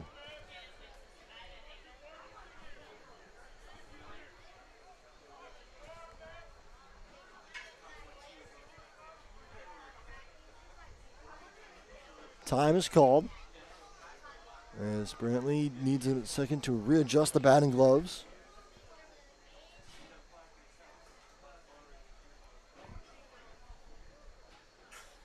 1-0 count to the HiToms right fielder. He's 0 for 2 on the day. Flew out to left. Delaney goes. The ball pops out of Tyndall's mitt, so he'll be safe with a stolen bag. Now it's 2-0. Well, it's a good chance here for Brantley. They have him shaded to pull a little bit as the second baseman, Felice, is out on the edge of the green turf in the outfield.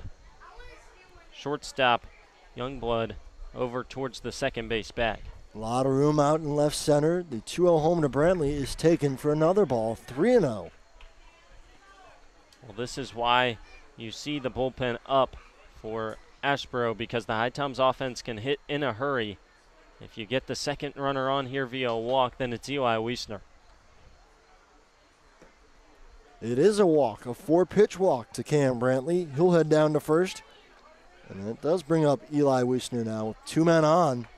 I know it's crazy to say that that might do it, but I think that might do it as the coach for Asheboro comes out to the mound, and Eli Weisner, a dangerous man in this HiToms lineup, hitting at a .343 clip, leads the team with home runs, comes to the plate. Things could get very close in a hurry for the HiToms, especially with Collette struggling to find the zone. If you're the HiToms, you got to keep lying off, though. Right now, Collette struggling to find the zone. Missed on 4 straight balls to Brantley. Eli Weisner, who was grounded out a couple times. And the idea is going to be to try and hit something in the air here. Yeah, if Collette had better breaking stuff, then maybe you see Eli Weisner hunting a first pitch fastball. But I think given that he's throwing a heavy dose of fastballs, you take until you get a strike and hope that you can get into a 2-0 3-0 count and then see fastball if you're Eli Weisner. Weisner has 2 men on, 2 outs. No pitching change as the coach goes back to the dugout for Asheboro. And I think this is probably the last batter for Collette if he can't get Weisner out. First pitch home. Misses low for ball 1. 5 straight balls now from Collette. Now the fastball's starting to tick down a little bit in the high 80s up to 90. We'll see if Eli Weisner can find a mistake. 1-0 comes inside, 2-0. This feels like the spot. Eli Weisner has done it all season for the HiToms. They need one of these guys in the middle of the lineup to step up. Feels like Eli Weisner's opportunity right now. An all-star this year, the team leader in home runs and RBI. He swings and fouls a 2-0 out of play. Well, that was a pitch to hit, just a tad late on it. And that'll make it a 2-1 count. Yeah, that's a fastball 2-0. You know what's coming. It's right down the middle. And Weisner just missed it, sliced it foul down the first base line. He's going to be upset about that one because he knew where that one was coming, and he just missed one. The 2-1 home. Grounded over to short. Youngblood going to flip on to second, and it just beats Cam Brantley for the force out to end the inning. So the HiToms get their first hit, and they get 2 men on, but it's with 2 outs as Eli Weisner grounds into a fielder's choice to end the inning. Andrew Sullivan going to take you the rest of the way on HiTom Radio. When we return, HiToms still trail it 4-0.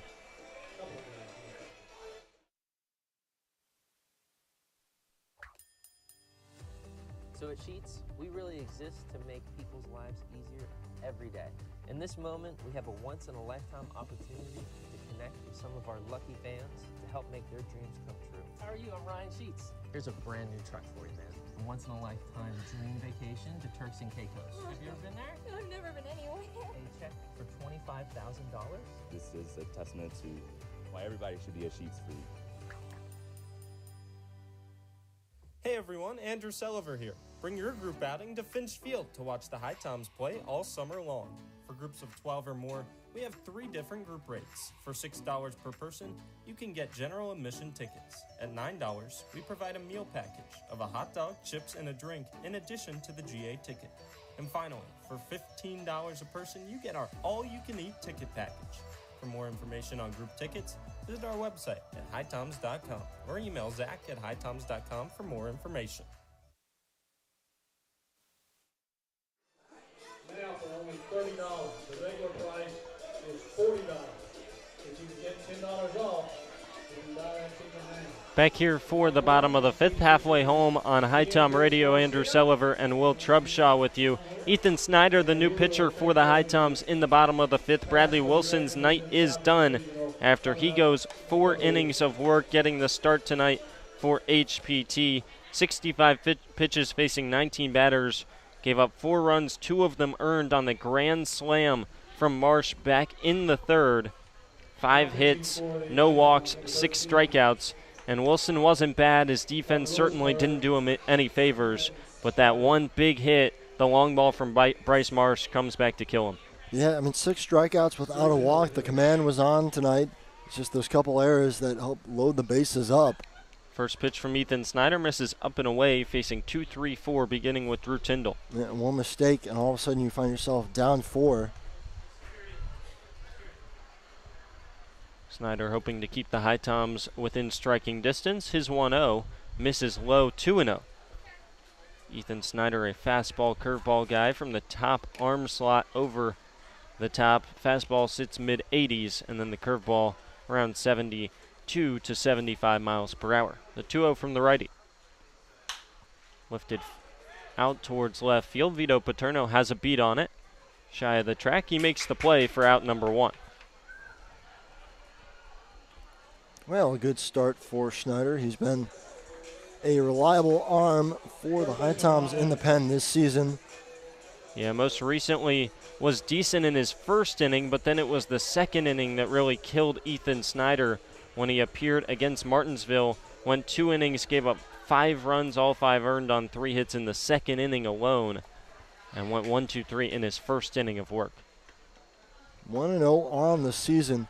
And more than anything for Snyder, it's the strikeout numbers. 39 Ks for 27 and a third innings of work. Fastball on the outside corner for strike one to Donald Evans. Snyder winds and delivers an 0-1, and it misses upstairs. 1-1 the count. Ronald Evans, a junior out of UNC Wilmington, out of Raleigh, North Carolina, at 6'3", 250 from the right side. He's 0 for 2 today with a pop-up and a strikeout.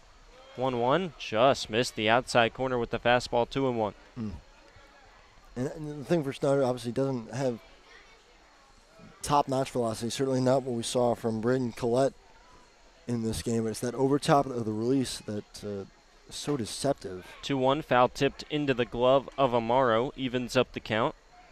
It'll create a lot of swings and misses like the one we just saw there for Ron Evans. You're kind of just reaching out over the plate, don't really know where the ball's coming from almost. Evans has great speed for a big guy, 6'3", 250. He's 15 of 18 in stolen bases. 2-2 pitch, check swing, appeal down to first. He did not offer on a curveball below the zone, and that runs the count to full. Yeah, I didn't think he offered there. Kept the bat pretty much on the shoulder. Ron Evans' uncle, Donald Evans, played in the NFL. 3-2 pitch, fouled off to the backstop. Played with several different teams, including the Steelers, the Rams, and the Jets, did Donald Evans, the uncle to Ronald Evans. Ronald hitting .292 so far this summer in 30 games played with Asheboro. Another 3-2. Swing and a miss, strike three. First K of the day for Ethan Snyder. 2 up, 2 down to start the 5th inning here for the HiToms in the field. That is strikeout number 40 on the season for Ethan Snyder. Quite an accomplishment for the Lewisburg righty. Possible that Ethan Snyder could still transfer to a Division I school if someone offers him here. Lewisburg, of course, a junior college. That's where Eli Weisner played as well. And the first pitch is on the inside corner to the DH Marsh for strike one. And of course, Eli transferring to UNC Charlotte for the upcoming year. Bryce Marsh, the sophomore out of Pfeiffer, hit the grand slam back in the third. And he takes strike two with the curveball on the outside corner, quickly 0-2. Good stuff. This is similar to that first inning of work Snyder had in his most recent outing. Had more miss-hit than swing and miss, though. 0-2, misses below the zone, 1-2. Everything was pop out and fly out in that appearance. So this is a little more of the strikeout stuff, and this is what you really like to see. That's when you know Snyder's really locked in. Snyder one shy of the team lead for strikeouts. That belongs to Matt Little at 41. And there is number 41 for Ethan Snyder. Swing and a miss on a curveball low and away by Marsh. He's down on strikes for the second time tonight. It's a 1-2-3 inning of work for Ethan Snyder out of the pen. Still a 4-0 lead for Asheboro.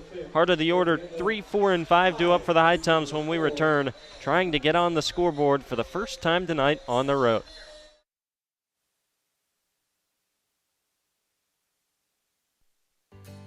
Here in High Point, North Carolina, we encourage everyone to make themselves at home. Here in High Point, we're known as the home furnishings capital of the world. We have banked our past, present, and future highly on this industry. We have lots of opportunities to entertain your family and children. So take advantage of our parks, our cultural events and activities, as well as some of our seasonal attractions. High Point has a variety of entertainment to suit your needs. Whether you're looking for the newest craft brewery here in town or some live music, come to High Point. We've got what you need. We here at High Point welcome you to make yourself at home. Novant Health offers unrivaled care for every woman at every age, stage, and walk of life. We know that the care you need today might not be the same care you need tomorrow, and we're proud to offer expert services that are as diverse and multifaceted as you are. So whether you're having a baby, battling cancer, or boosting your overall wellness, you can count on Novant Health to get you back to the things you love faster. Discover care that always puts you first at novanthealth.org/everywoman.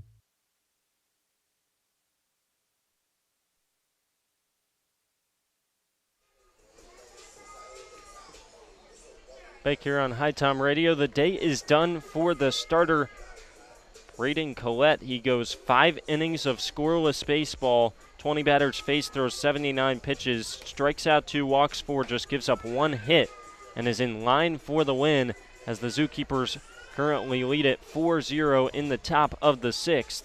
And for the HiToms, they're pretty happy, I'm sure, to see a new face on the mound. That face is the big right-hander Brian Guzman out of Barton College, who stands at 6'5", 220 pounds, the junior out of North Bergen, New Jersey. Good numbers so far for Guzman with Asheboro, 1-0 record, 5.22 ERA, and 17 appearances. All out of the pen. He gets a swing and miss from Court Maynard for strike 1. For Guzman, 17 appearances, 20 and 2/3 innings pitched, 26 Ks, 24 walks, 18 hits. Most recently went 1 inning against Florence, faced 5, walked 2, struck out 1, didn't allow a run. A 1 pitch, breaking ball on the inside corner for strike 2. 6.63 ERA, 31 strikeouts with Bloomfield College this year. Fastball not quite as lively as Colette's in the mid-80s, touching up around 87, and then the breaking ball around 75. 0-2. Chopped back up the middle, off the glove. Tough play at short, and Youngblood doesn't have a play. That will be ruled the second hit of the game for the HiToms. I believe it caught a piece of the glove of Guzman, trailed right behind the second base bag. No play for either Youngblood at short or Felice at second base. Maynard reaches to lead off the 6th. Yeah, it did. Just caught enough of the glove that it changed directions, and it crossed up Youngblood at short. He was trying to make a diving play on it, but it just changed directions on him enough. Couldn't slow up in time, and all he could do was knock the ball down with his glove. So a leadoff single. First time in a while we've had, the HiToms have gotten a leadoff man on. Weak contact. Both hits have been on the infield so far for HPT. Third leadoff batter to reach. Nobody scored yet. First pitch to Grintz. Misses low in the zone, rather low below the zone for ball 1. Grintz has some work to do here in the last 4 innings if he wants to keep that hit streak going. Has gotten a hit in each of his first 18 games with the HiToms. Check on the runner over at first. Maynard not going anywhere, and he's back in plenty of time. Maynard coming off that knee injury, so I think it's fair to say you won't be seeing him take off for second anytime soon. I would be surprised, but you never know. A well-executed delayed steal. 1-0 pitch, foul back to the backstop. It might just catch the Zookeepers off guard. We did see Jared Brown get a good jump on one and nab second base back in the 4th.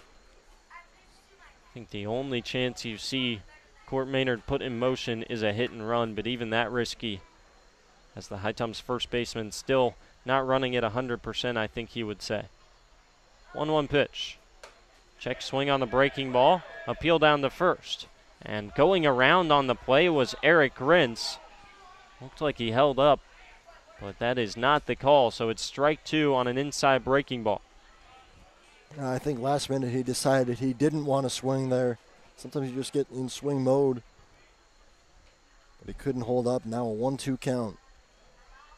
Guzman looking for out number 1. First, Eric Grintz gets something in his eye, so he steps out of the batter's box. Brings that red jersey up to wipe it out. Now back into the right-handed batter's box. Guzman looks in for the sign, looks over to first. Looks back for another sign from the catcher, Tyndall. Now he delivers. Bounces at 58 feet. Good stop behind the plate. A really good stop by Tyndall behind the plate. If that gets by him, I'm thinking Court Maynard has a good chance to scamper into scoring position. Curveball spiked way out in front of home plate. Tyndall gets the chest protector on it. Count even up with 2-2 to Eric Grintz. Guzman delivers, and it's fouled back out of play. Hot shot, look out down the first base line. There's only netting right behind home plate, and so that one missed the netting. It was a dangerous one for the spectators. Decent crowd here at historic McCrary Park.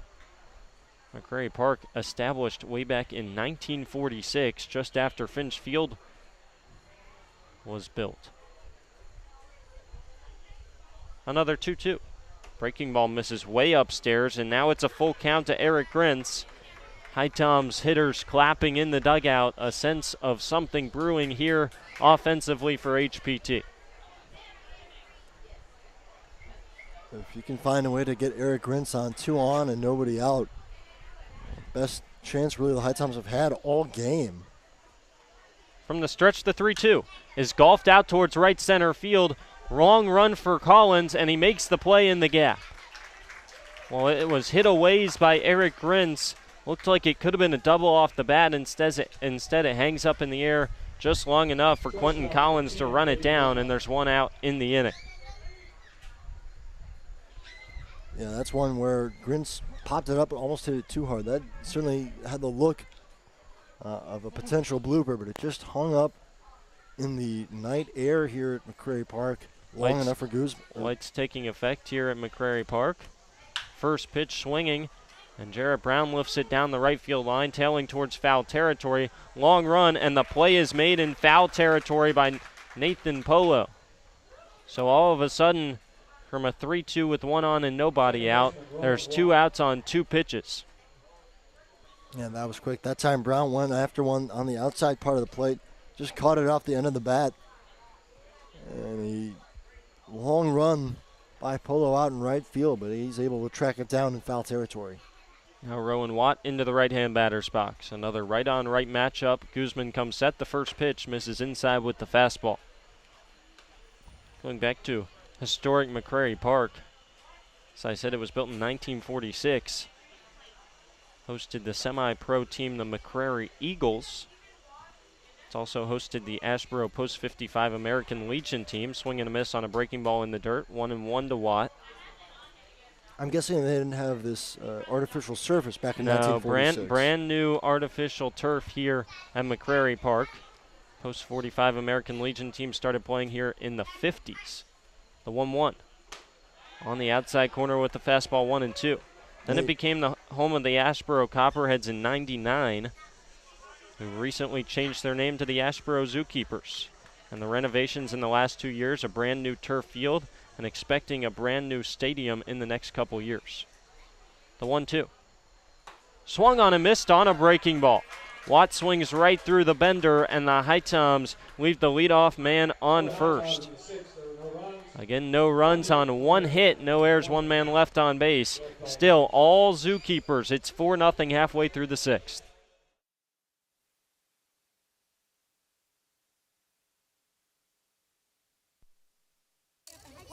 Thank you for coming to my press conference. Don't worry, I just sprained my ankle. Novant Health said I'll be back in no time. Hey, honey, your wife here. Can you still coach Little League? Yes, I can. Dad, Excuse me. what about our father-daughter dance? I wouldn't miss it. And what about cleaning the gutters? No further comment. With locations throughout the area, online scheduling, and same-day appointments, Novant Health can help you get back in the game fast. Visit novanthealth.org/rapid recovery. Novant Health, making healthcare remarkable. The future is now. The future is you. The future is here. It's computers, It's healthcare. Robotics. cybersecurity, manufacturing, DNA research. The future is everything. The future is knowledge. Community. Possibilities. Hope. It's about family. Having a career. Reaching goals. finding your purpose, your passion. Believing in yourself. Davidson County Community College. The future is here. He has put together a Hall of Fame career. Ethan Snyder back on the mound for his second inning of work. Just needed 14 pitches to go 1-2-3 with 2 strikeouts in the 5th. And timeout Little for the HiToms team lead in strikeouts at 41 this season. Very impressive stuff from both guys. You give the edge to Ethan Snyder because he's done it in far fewer innings, just 28 1/3 for the righty out of Lewisburg with 41 Ks, as opposed to the 42 2/3 for Matt Little. That leads all of the Coastal Plain League in innings pitched. First pitch misses the outside corner with the fastball. 5-6-7 due up for Asheboro in the 6th, beginning with Osmer. Carson Osmer, a sophomore out of UPenn. And he lifts one out towards shallow right center. Long run for Joe Delaney. He won't get there. Well, the HiToms had the right-handed hitting left fielder Carson Osmer shaded to pull, and he sliced one out into right center field, and neither Brantley or Delaney could get there. Delaney ends up fielding it on one hop, and the leadoff man's on. And just hit it where the HiToms aren't. A good swing of the bat. Osmer all over the first pitch from Snyder. And another leadoff man on for Asheboro. We remind you that the last time Ethan Snyder pitched, it was a good 1-2-3 first inning, and then he got banged up in the second inning for 3 runs all earned on 3 walks. Leadoff base hit. First pitch upstairs with the fastball for ball 1 to the third baseman Zerillo. Well, now 4 of the 6 innings here for the Zookeepers, they've gotten their leadoff man on, but the HiToms, for the most part, have done a good job of working around it. They've only given up the 4 runs back in the 3rd inning. Otherwise, they have avoided the damage of the runners on base by Asheboro. 1-0 pitch to the lefty Zerillo, fouled back on a fastball inside. Eerily similar to the loss on Thursday at Wilson for HPT, when they got banged up for 4 runs in the 5th and lost 4-2 in that ball game. Struggling here tonight as they gave up a 4 spot in the 3rd. Just 2 hits offensively through 6 innings and no runs. And you can add 3 errors defensively to the list of problems tonight for HPT. Swing and a miss on a fastball inside, and it's 1-2 to Zerillo at the plate. Michael Zerillo, a freshman out of Lafayette, grew up in Atlanta, Georgia, and made his way all the way to the Lafayette Leopards, teammates with the HiToms' Justin Johnson. Lafayette went 15-35 this season, 10-15 in the Patriot League. 1-2, misses well upstairs. Lafayette actually played Navy this year as well. They went 3-2 against Navy in the regular season, so that means that both Zerillo and Justin Johnson got to face off against another HiTom in Colin Smith in college play this year. 2-2. Bounces in the dirt, good stop by Amaro, 3-2. Feels like a really big pitch coming from Ethan Snyder. Don't want to let the first 2 reach here in the 6th. Now you got to find a way to put away Zerillo here. Strikeout would be nice. Ground ball would be even better. Maybe a chance to turn 2. Snyder comes set. He kicks and fires. Swing and a miss. Runner goes. Throw down to second is high. Good snag by the shortstop, Brandon Stallman, who's newly into the game. HiToms have taken out the third baseman, I believe. No, yeah, they have. They took out Eli Weisner and Jarrett Brown sliding over to third. So it's a sub for HPT to take Weisner out of the game. It is a stolen base, but it's also a strikeout, so now the team lead belongs all to Ethan Snyder, his 3rd K through an inning and a 3rd. Osmer stands over at second base. Now it's another right-on-right with Bobby Felice. First pitch, fouled back.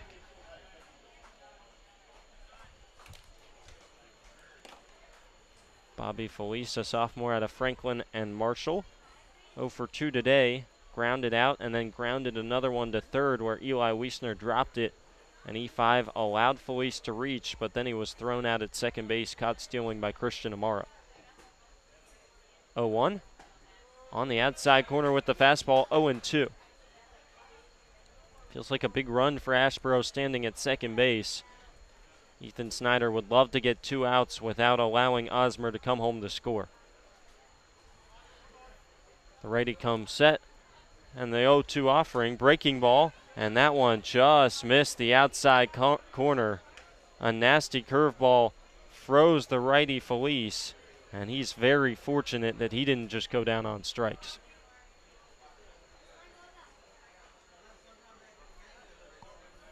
Yeah, I'm not sure where that one missed, though. It looked like it caught the outside corner of the zone. 1-2. Again, a breaking ball, this time in the turf. Stopped by Amaro and taken for ball 2 by Felice.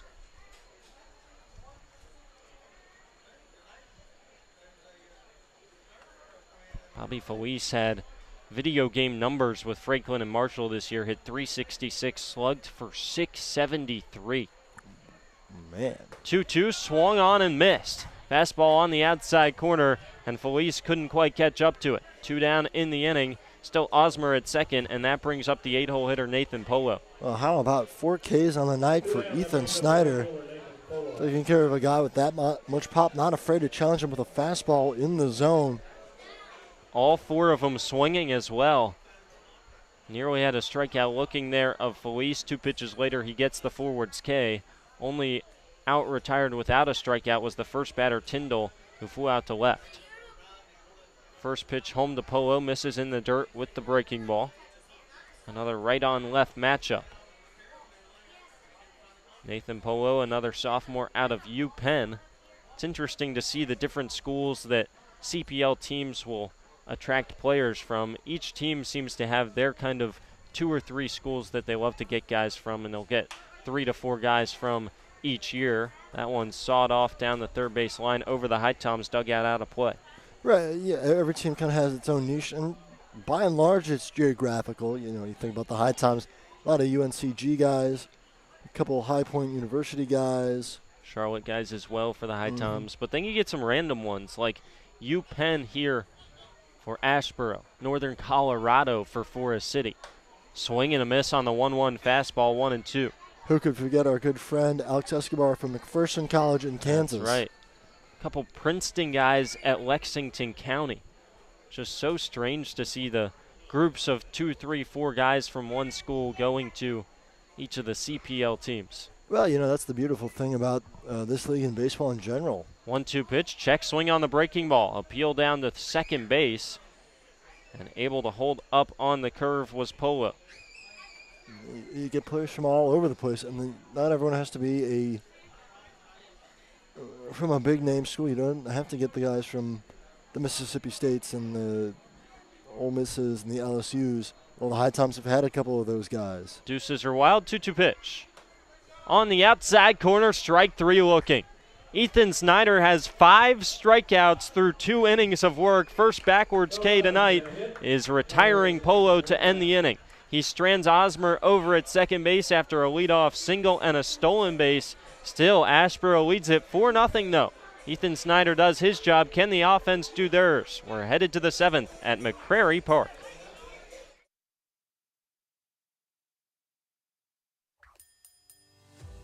So at Sheets, we really exist to make people's lives easier every day. In this moment, we have a once-in-a-lifetime opportunity to connect with some of our lucky fans to help make their dreams come true. How are you? I'm Ryan Sheets. Here's a brand new truck for you, man. A once-in-a-lifetime dream vacation to Turks and Caicos. Have you ever been there? No, I've never been anywhere. A check for $25,000? This is a testament to why everybody should be a Sheets freak. Hey everyone, Andrew Selliver here. Bring your group outing to Finch Field to watch the HiToms play all summer long.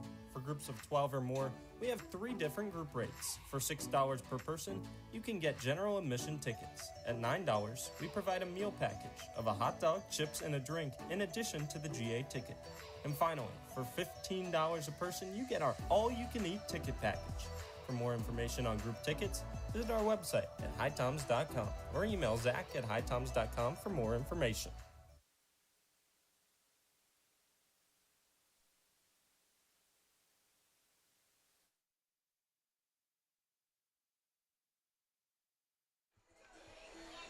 Back here for the top of the 7th, bottom of the order, 7, 8, 9 due up for the HiToms to face Brian Guzman, who's on for his 2nd inning of work. In between innings, usually a lot of CPL teams like to do fun activities. Here at McCrary Park, they just did clean the bases, where 2 young kids came out with a mega-sized toothbrush and brushed off the bases. Funny part is we're playing on turf, so the bases stay pretty clean and white throughout the game. Yeah, for the most part, you never know. It certainly can hurt. I'll tell you what, I would like a toothbrush like that for myself. First pitch sliced over to first. Easy play for Evans, and Paterno retired on 1 pitch. Fastball from the righty Guzman was sliced the other way, but it was hit right at Ronald Evans, and there's 1 down, which brings up Christian Amaro. Amaro 0 for 1 on the day. Struck out his last time up. And he was challenged with pretty much all fastballs. We'll see what Guzman goes with first. It is a fastball, but it misses off the outside corner.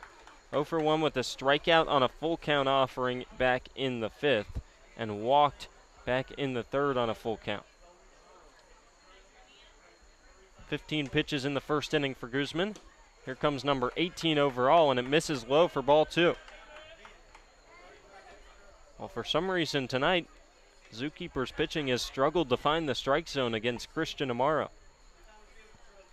Yeah, he hasn't had to swing the bat all that much. Again, save for that at bat where he just got challenged with the fastballs. Fastball on the outside corner.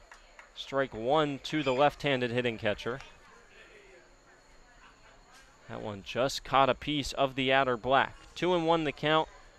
Christian Amaro getting his first start for the HiToms since early June. And there is ball 3. Fastball just missed, maybe 2 inches further outside from the most recent strike. HiToms would love to get a base runner here in the 7th. Just needs something to spark the offense. 3-1. Again outside, and there's the second walk of the night for Christian Amaro. Didn't even have to lift the bat off his shoulders. First free pass allowed by Guzman, second base runner, after Court Maynard singled off him to lead off the appearance.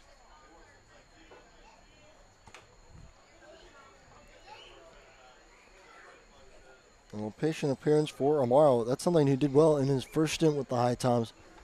Was able to draw quite a few walks. Joe Delaney up, first pitch swinging, and he swings right through the breaking ball for strike 1. Just got to be thinking base hit here.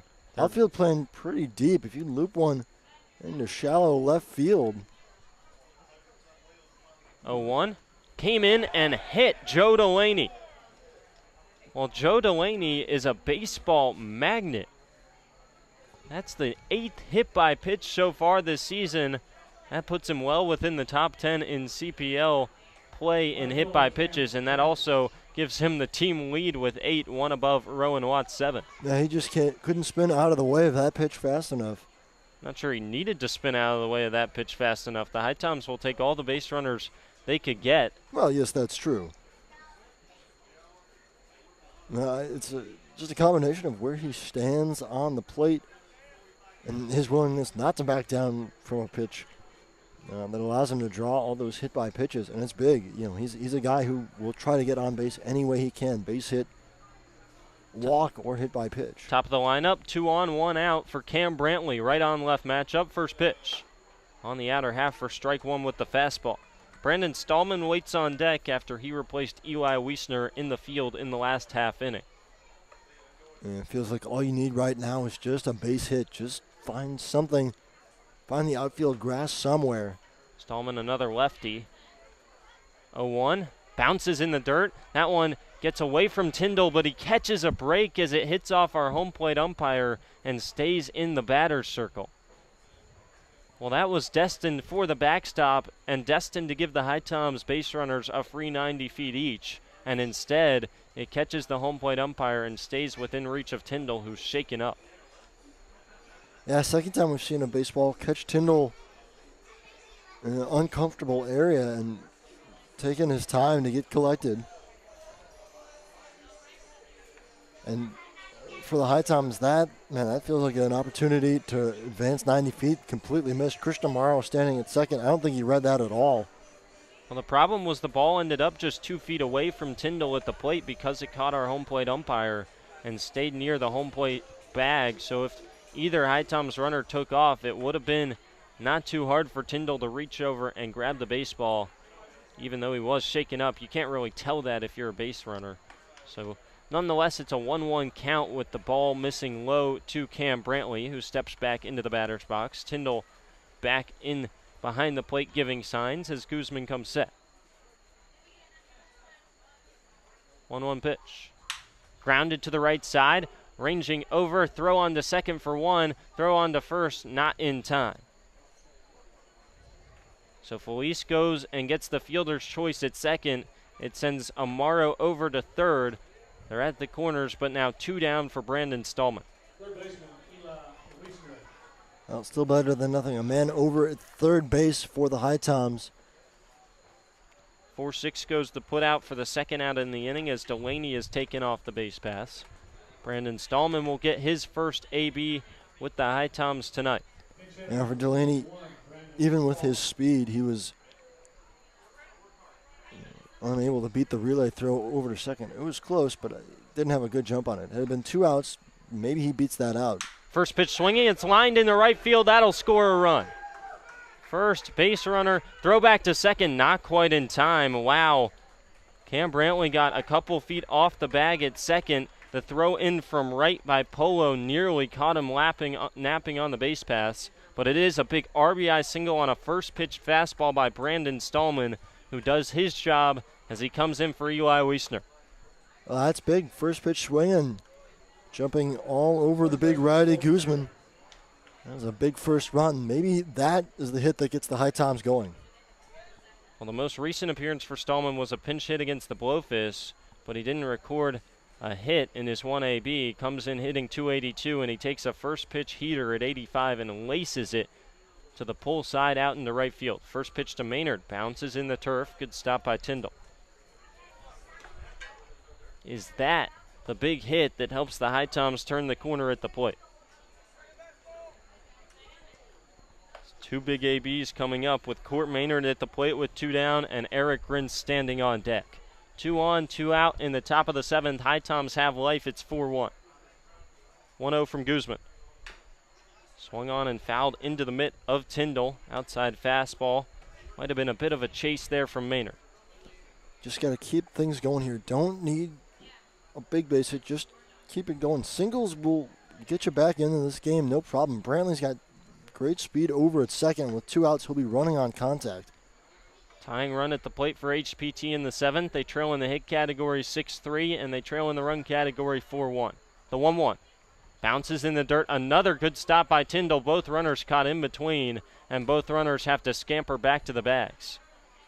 Ultimately, it was Amaro's decision, and he held up, and that meant Brandon Stallman had to go back to first. Probably a good thing, because it was a good stop out in front of the plate by Tyndall. Yeah, he's done a really good job behind the plate tonight. Despite getting shaken up a couple times, he just has been a brick wall for the Zookeepers. Next pitch will be number 30 in the relief appearance for Brian Guzman.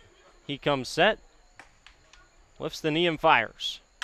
Laced out towards left field, but it's right at the left fielder. It's an easy play for Osmer, the hardest hit ball of the night for a HiToms batter, and unfortunately it turns into out number 3 for Court Maynard. Just can't catch a break for the HiToms. Well, the HiToms leave 2 on the base paths as Court Maynard flies out with a rocket to left. HPT trails at 4-1. It's stretch time here at McCrary Park as we head to the bottom of the 7th here on HiTom Radio.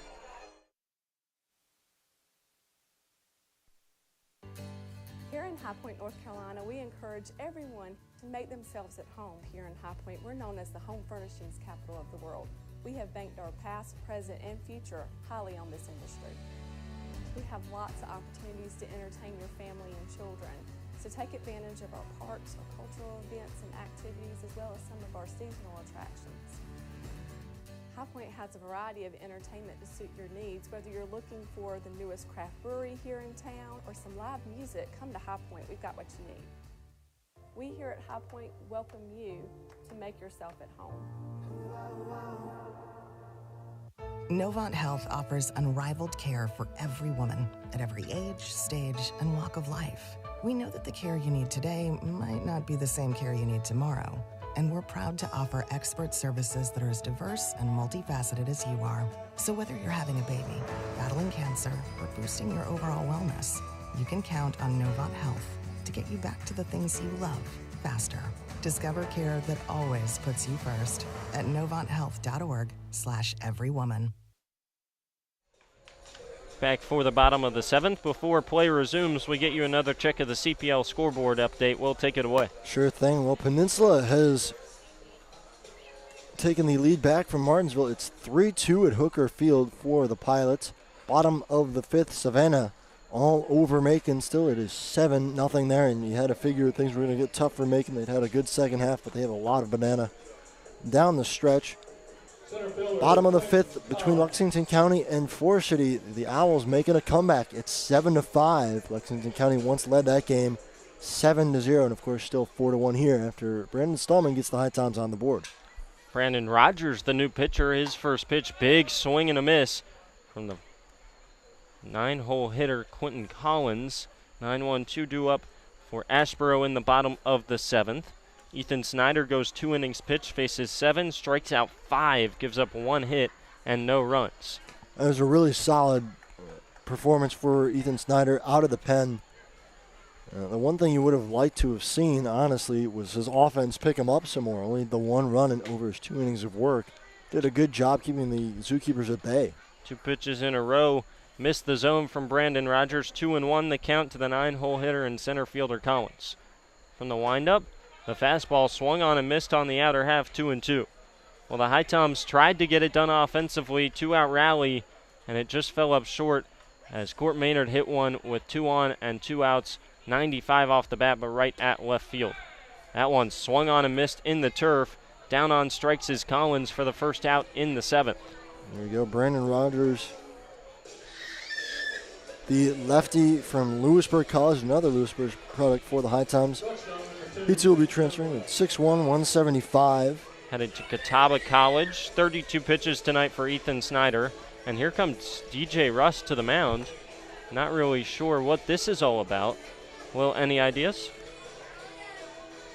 Maybe just talking over with a lefty coming to the plate here in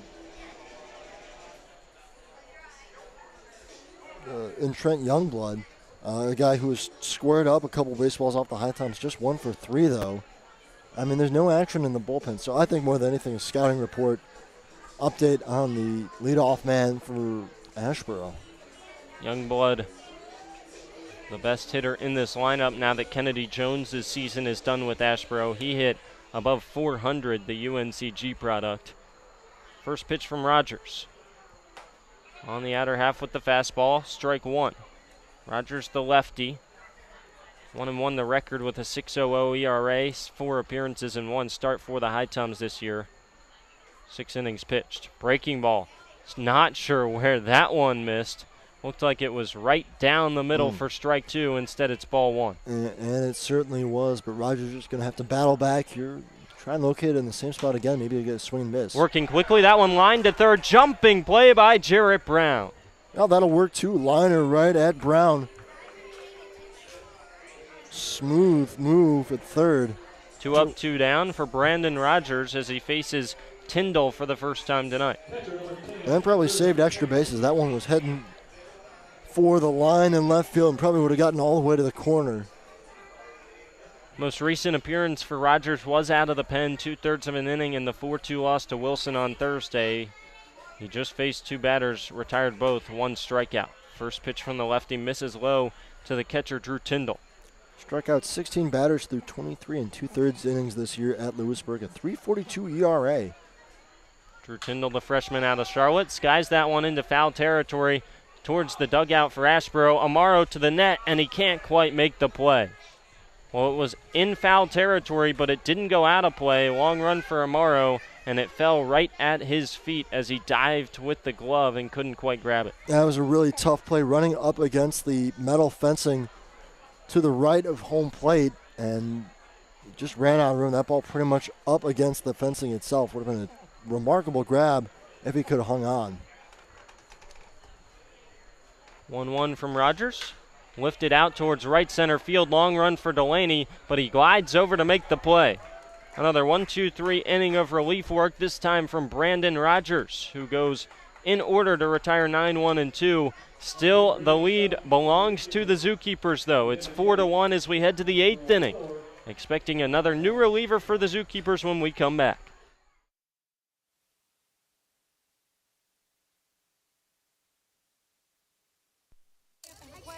Thank you for coming to my press conference. Don't worry, I just sprained my ankle. Novant Health said I'll be back in no time. Hey, honey, your wife here. Can you still coach Little League? Yes, I can. Dad, Excuse me. what about our father-daughter dance? I wouldn't miss it. And what about cleaning the gutters? No further comment. With locations throughout the area, online scheduling, and same-day appointments, Novant Health can help you get back in the game fast. Visit novanthealth.org/rapid recovery. Novant Health, making healthcare remarkable. The future is now. The future is you. The future is here. It's computers, It's healthcare. Robotics. cybersecurity. Manufacturing. DNA research. The future is everything. The future is knowledge. Community. Possibilities. Hope. It's about family. Having a career. Reaching goals. Finding your purpose. Your passion. Believing in yourself. Davidson County Community College. The future is here.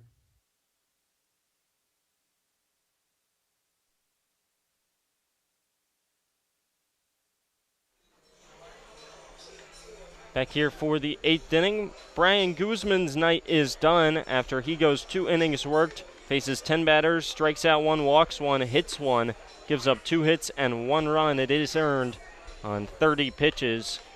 And the righty gave up a run and 2 hits, but he did his job ultimately, keeping the lead at 3 for Asheboro with 6 outs to get.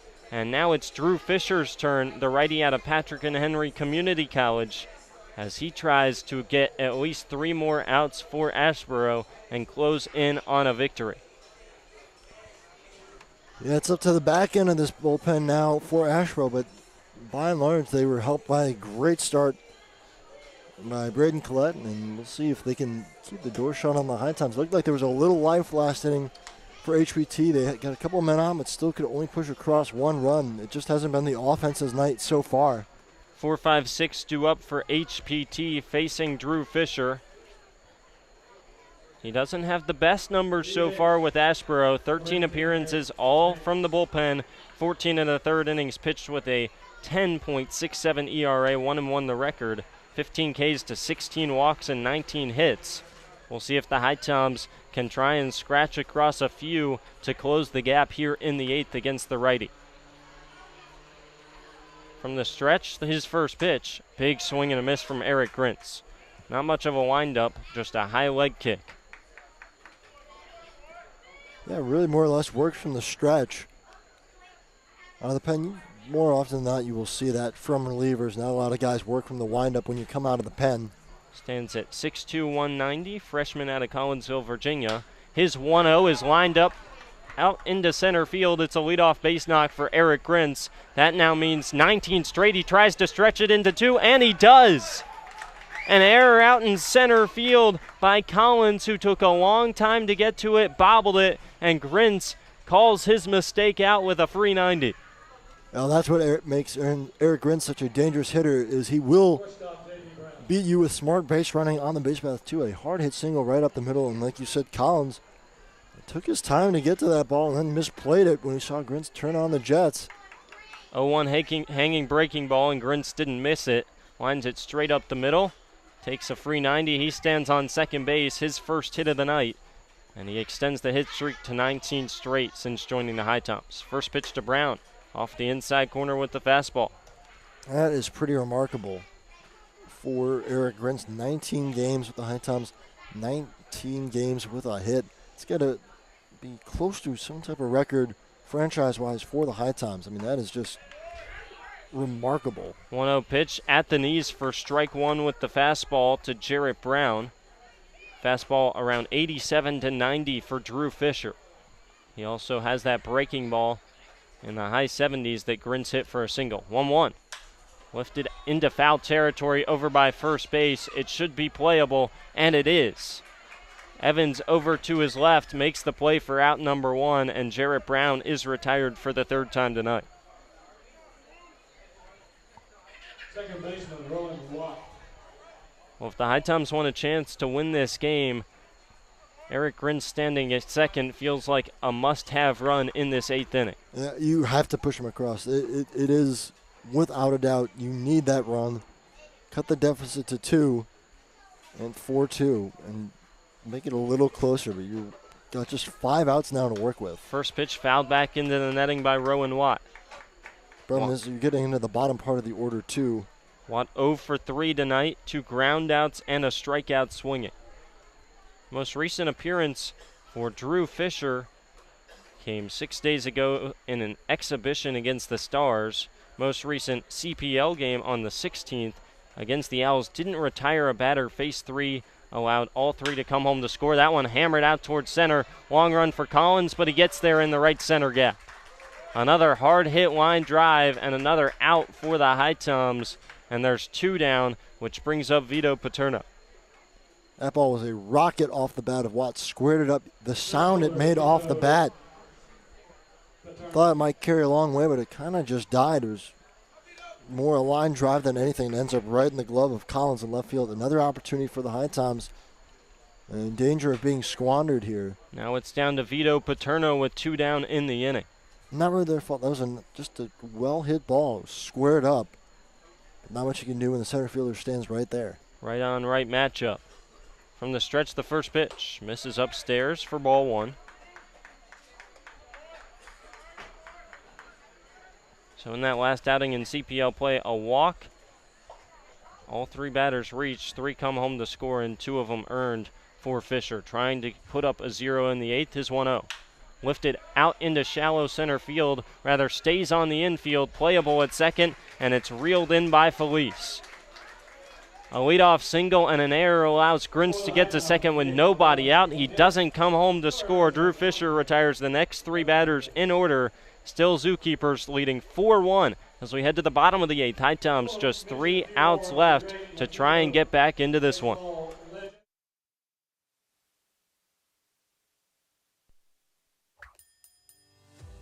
So at Sheets, we really exist to make people's lives easier every day. In this moment, we have a once-in-a-lifetime opportunity to connect with some of our lucky fans to help make their dreams come true. How are you? I'm Ryan Sheets. Here's a brand new truck for you, man. A once-in-a-lifetime dream vacation to Turks and Caicos. Have you ever been there? No, I've never been anywhere. A check for $25,000? This is a testament to why everybody should be a Sheets freak.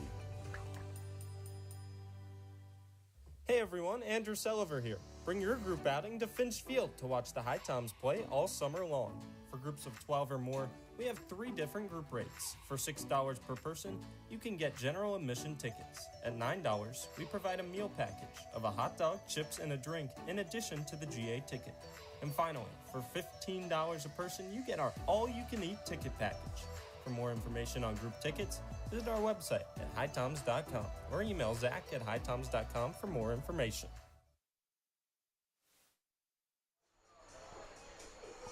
It's getting late here at McCrary Park for the HiToms. They trail at 4-1 as Brandon Rogers steps out for the bottom of the 8th to face 3, 4, and 5 and try and keep the lead at just 3 for the Zookeepers, headed to the 9th for HPT. Brandon Rogers was good in his first inning, went 1-2-3 to retire Collins, Youngblood, and Tyndall. Now he faces Evans, Marsh, and Osmer in the bottom of the 8th.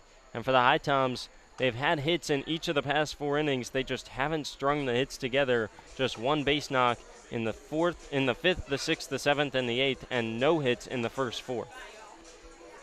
Yeah, it's really been a spread out kind of night offensively for the HiToms. Just unable to string things together, and credit the Asheboro pitching. I mean, they've been locked in tonight, and they haven't given the HiToms much to hit. 1 run on 4 hits and 3 errors for HPT, 4, 6, and 1 for the Zookeepers. First pitch at the top of the zone for strike 1 to Evans. And you really can't help but go back to that last inning, to the 3rd inning. A grand slam was hit by Bryce Marsh, but a couple of errors by the HiToms. Those errors don't happen. Who knows if the Zookeepers scored all of that inning, or if they do, the damage wouldn't have been as severe. 0-1 misses off the outside corner. From the windup, the 1-1 from Rogers. Misses below the knees, 2-1. Yeah, long story short, this could be a lot closer of a game. Could be 2-1, could even be a lead for the HiToms right now, the way it's been pitched for the most part. 2-1 pitch. That one fouled off out of play, and it evens up the count 2-2. The pitching has been good again tonight, as it was last night. The HiToms offense just struggling to do anything at the plate thus far. It was 1 big inning last night, haven't gotten it tonight. 2-2. Lifted out into left center field. Long run, and that one's in the gap, and it will roll all the way to the track. Running head towards second and standing up on the base with a leadoff double is Evans, his first base hit of the night. and the Zookeepers are in business. Yeah, that ball was smoked into the gap for Ron Evans. And you knew off the bat it was going to be trouble out and left for Paterno and Delaney as they went after it. So that brings up Bryce Marsh, who only has one base hit on the night, but it has been the difference thus far. The grand slam back in the third inning that he hit 400 feet to right field. That coming off Bradley Wilson. Those are the 4 runs so far for Asheboro. First pitch, big swing and a miss. Looks like we've had another defensive substitution. Jose Vargas into the game at second for the HiToms.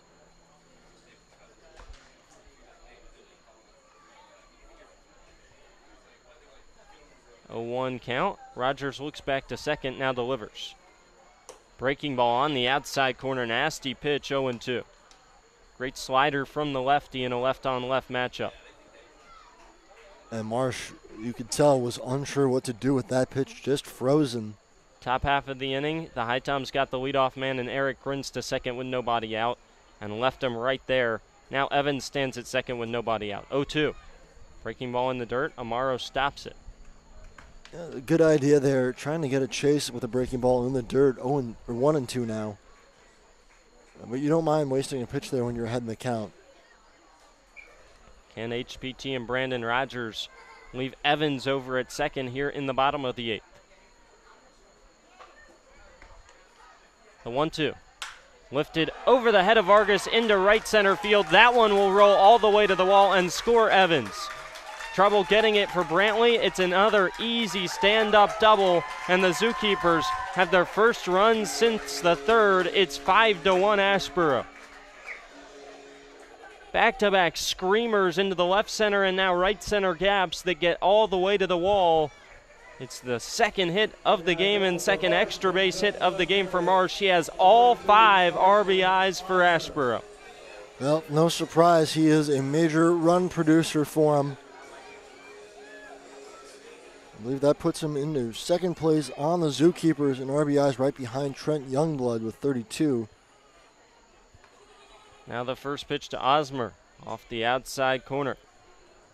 Yeah, that's the kind of night it's been for the HiToms. Feels like you're still hanging around, but Bryce Marsh doing all the damage tonight.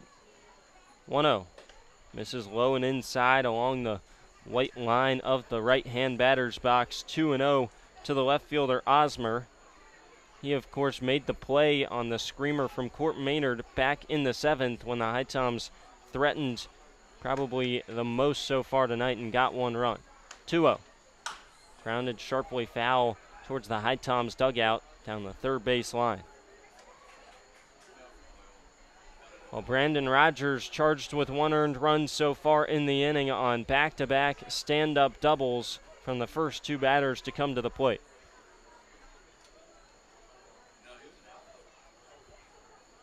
Still got a chance to limit the damage here, settle things down in the inning. 2-1, big swing and a miss.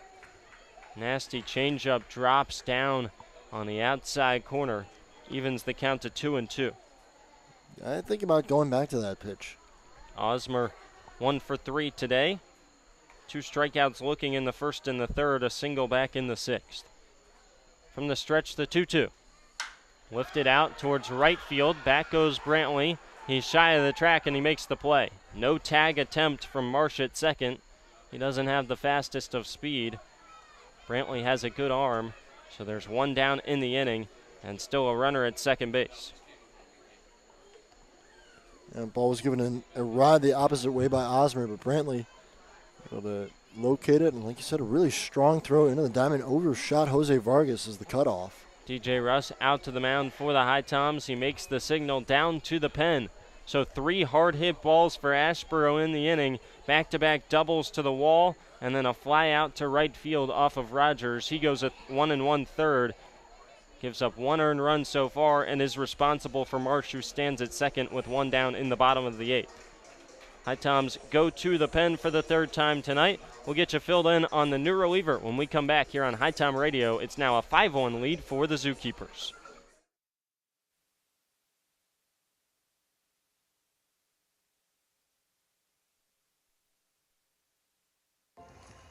Your first HiToms baseball game, sweetie.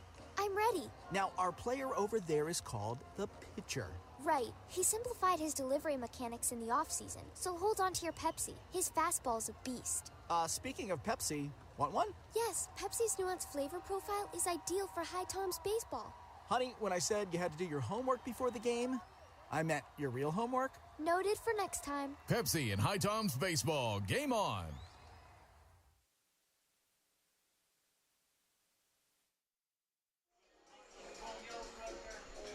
Back here on HiToms Radio, KJ Wells, the new reliever for HPT, a guy that's been with the HiToms the past 2 seasons. He was the closer in 2020 and 2021 for the HiToms, and now he's on for his first action with HPT, joining the team just this week.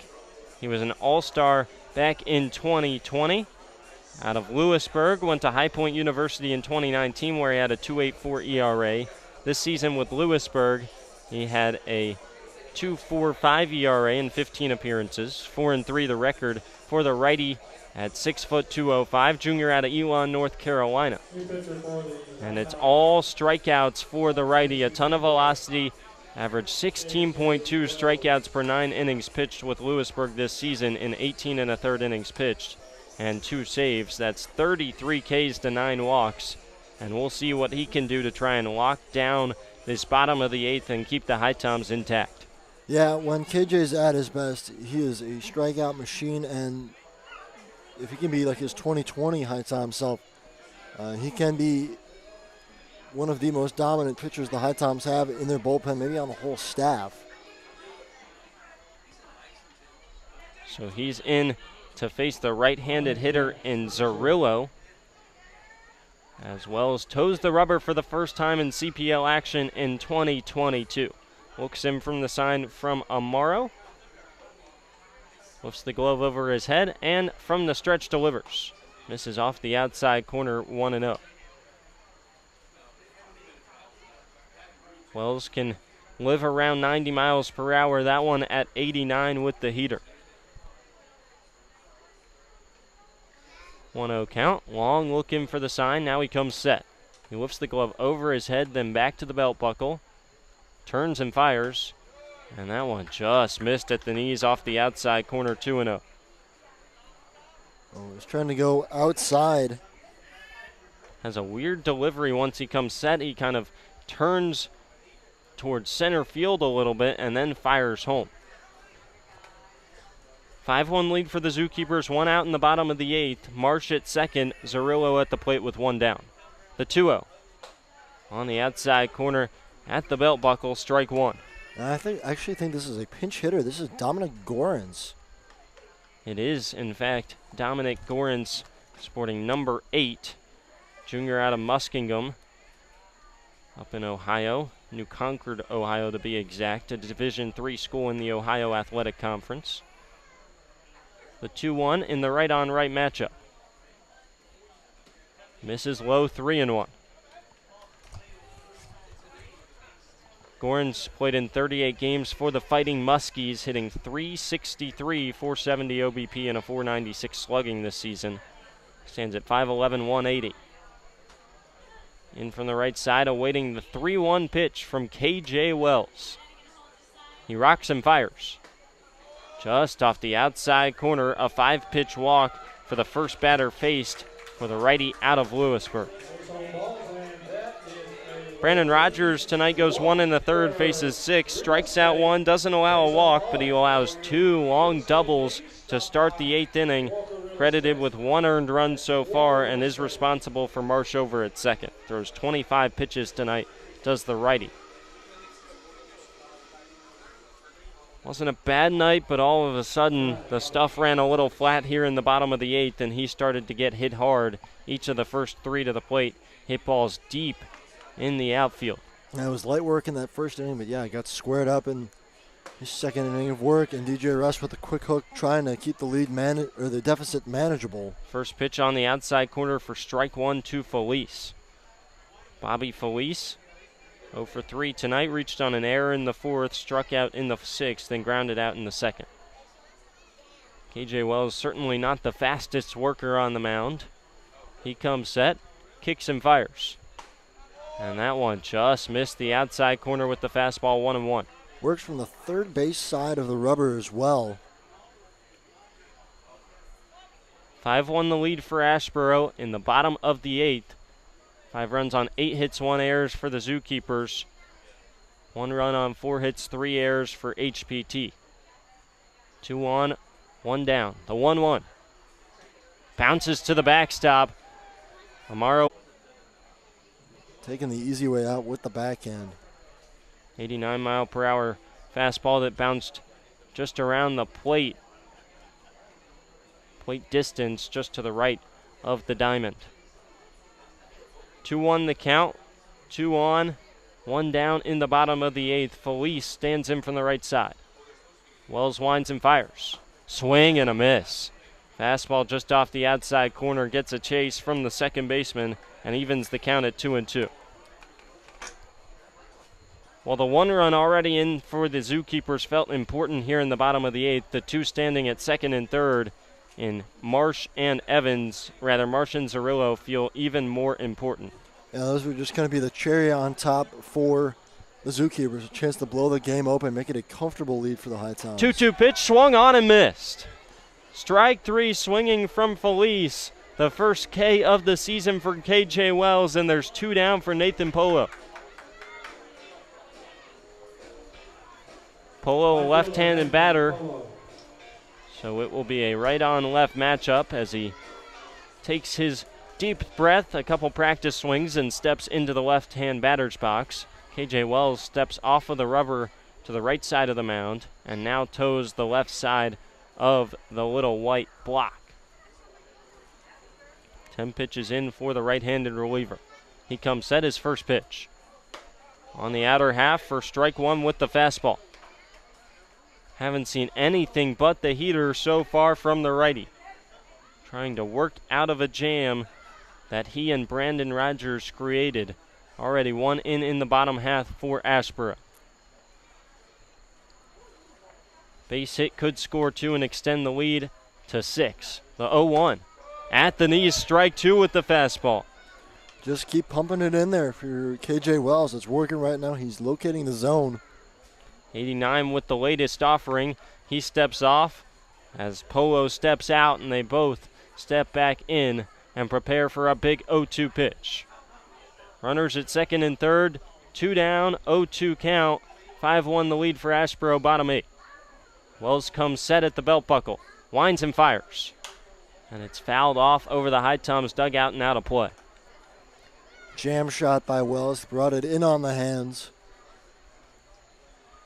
Everybody on the top step of each dugout leaning over the railing. A big spot here in the bottom of the 8th. Base hit could all but put this one out of reach and guarantee a Zookeepers win. Most of the fans still here on the edge of their seat. Another 0-2. Check swing at a fastball upstairs, appeal down to third, and no offering from Polo. He held up. Good call, I think. I think Polo was able to keep the bat back just enough. But, man, the high cheese, tempting to swing at. And 89 at the letters of Zookeepers across the chest. And the lefty just held up the orange stick. A weird orange painted wood bat for the lefty Polo. I feel like it fits in with the theme of the zoo, right? Zoos have all different kind of fun colors and whatnot. Another 1-2. First breaking ball all day for KJ Wells. Misses outside as his hat goes flying. That's a couple times tonight KJ's lost the hat on a pitch. That time went to the off speed. First breaking ball we've seen today comes in at 77. Not a bad pitch, just a little off the plate and no chase. A good hold up by Polo. Long look in for the sign. He gets it from Amaro. Comes set at the belt buckle, winds and fires. Check swinging another high fastball, another appeal down to third, and again Polo was able to hold up. Some great discipline by Polo at the plate. 2 check swings now on fastballs at the zone. First base is open, so a walk does not kill KJ Wells, with Zerillo at second and Marsh at third in a 5-1 game. No, but you'd rather get out of the inning here. Quentin Collins, the righty, stands on deck. That would be a slightly more favorable matchup for KJ Wells. We'll see what he goes with 3-2. He winds and fires. Fastball foul tipped off the glove and mask of Amaro back to the backstop. Polo just caught a piece of 89 and stays alive.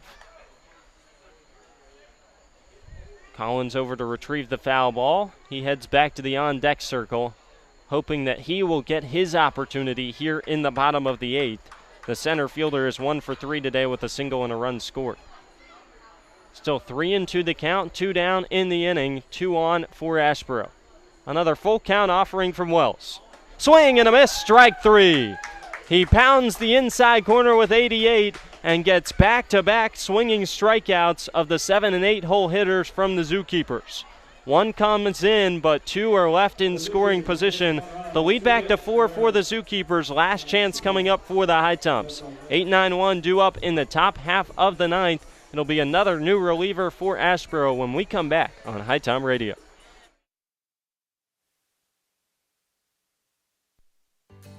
Here in High Point, North Carolina, we encourage everyone to make themselves at home here in High Point. We're known as the furnishings capital of the world. We have banked our past, present, and future highly on this industry. We have lots of opportunities to entertain your family and children. So take advantage of our parks, our cultural events and activities, as well as some of our seasonal attractions. High Point has a variety of entertainment to suit your needs. Whether you're looking for the newest craft brewery here in town or some live music, come to High Point. We've got what you need. We here at High Point welcome you to make yourself at home. Novant Health offers unrivaled care for every woman at every age, stage, and walk of life. We know that the care you need today might not be the same care you need tomorrow, and we're proud to offer expert services that are as diverse and multifaceted as you are. So whether you're having a baby, battling cancer, or boosting your overall wellness, you can count on Novant Health to get you back to the things you love faster. Discover care that always puts you first at novanthealth.org/everywoman.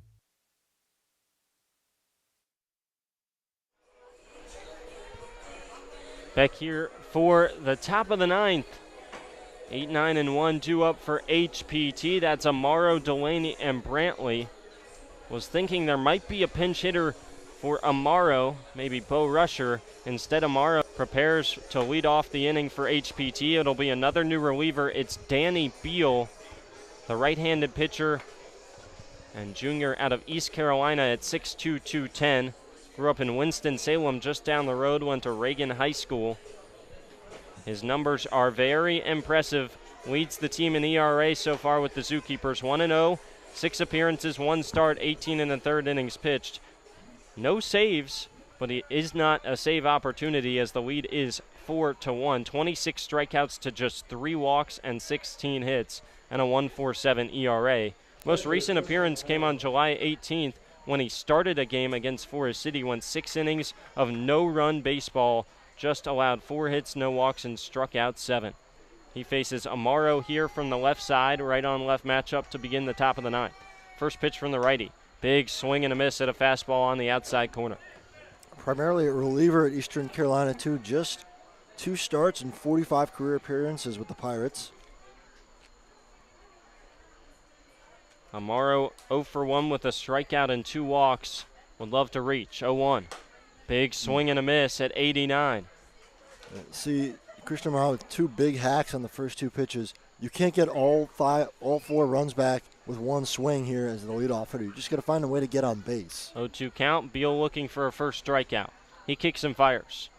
And that one popped up into foul territory. Long run at third, and the play is made over there by Zerillo. So on 3 pitches, a pop fly into foul territory is caught by Zerillo behind the third base bag, and there's 1 down in the 9th. You know, Amaro was in swing mode the whole at bat, just caught one off the end of his bat, and it was an easy pop out in foul territory for Zerillo. 3 straight fastballs all in the zone. 2 swing and miss from Amaro, and then a pop fly for out number 1. Now a right-on-right matchup. First pitch to Delaney. Misses below the knees, 1-0. Joe Delaney 1 for 2 today. Single hit by pitch, and a pop out. Would love to reach to turn the lineup over with one out. The 1-0. Slider finds the inside corner, nasty pitch. 76 on the breaking ball for strike number 1. Good action on that slider as well. The 1-1. Another slider, and that one again finds the strike zone. Take him for strike 2. It's 1-2. There's not a lot Joe Delaney can do with that pitch. It's just tailing away from him on the outside part of the plate. If you swing and make contact, it's a weak grounder over to second base. Cam Brantley waits on deck. The wind and fire. Dragged to the backstop by Beal. And by the time he sped him up, the fastball just got away from the catcher, and a good take by Joe Delaney. It's a very quick delivery for the right-hander out of East Carolina. Had a 4.97 ERA this season, 38 innings pitched for the Pirates, a team that made the Super Regionals. The 2-2. Off the inside corner, ball 3. A patient AB here for Joe Delaney. Haven't seen him swing the bat yet. He's one strike away at the bottom of the order for Danny Beal to start the 9th. Well, making easy work at the bottom of the order. We'll see if Cam Brantley can change the story here. He's 0 for 3 on the day. Did draw a walk in the 5th, and he reached on a fielder's choice in the 7th. But he's got to find a way to get something down for a base knock or draw a walk, something he's prone to do, just to keep this rally alive, keep this game alive for the HiToms. Zookeepers 1 out away from coming back from a 20-4 loss to snap their 2-game losing streak. First pitch off the outside corner, ball 1 to Brantley.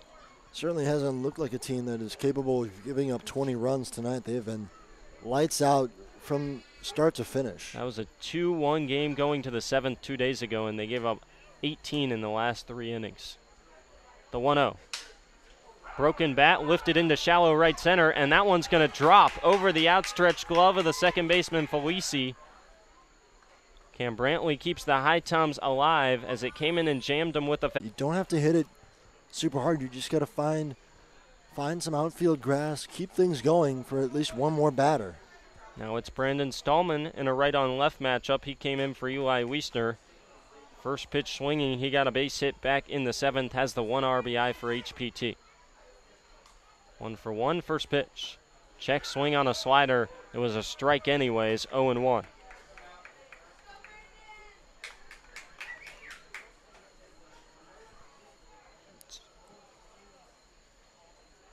HiToms looking to make it 2 wins in a row, but they have plenty of work to do. 2 down, trail by 4. Check on Brantley at first.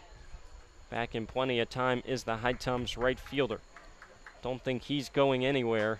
No need to run into the final out.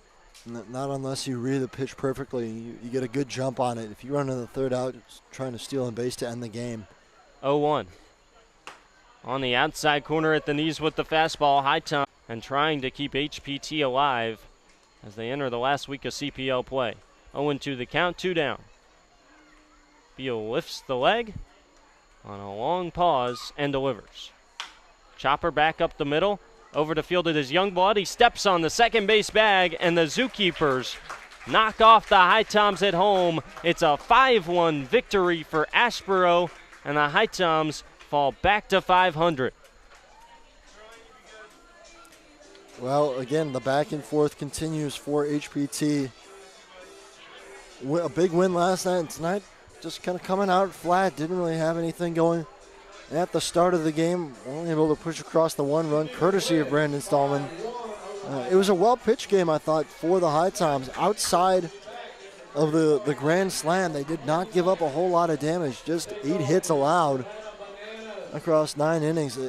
It was a quality performance out of the pen for the most part, but they got hurt in 1 inning, and the offense couldn't pick them up. Brian Marsh's grand slam back in the 3rd is the difference. The losing pitcher tonight is Bradley Wilson. Getting the win is Braden Collette, his first victory as an Asheboro Zookeeper in just his 3rd appearance and first ever start.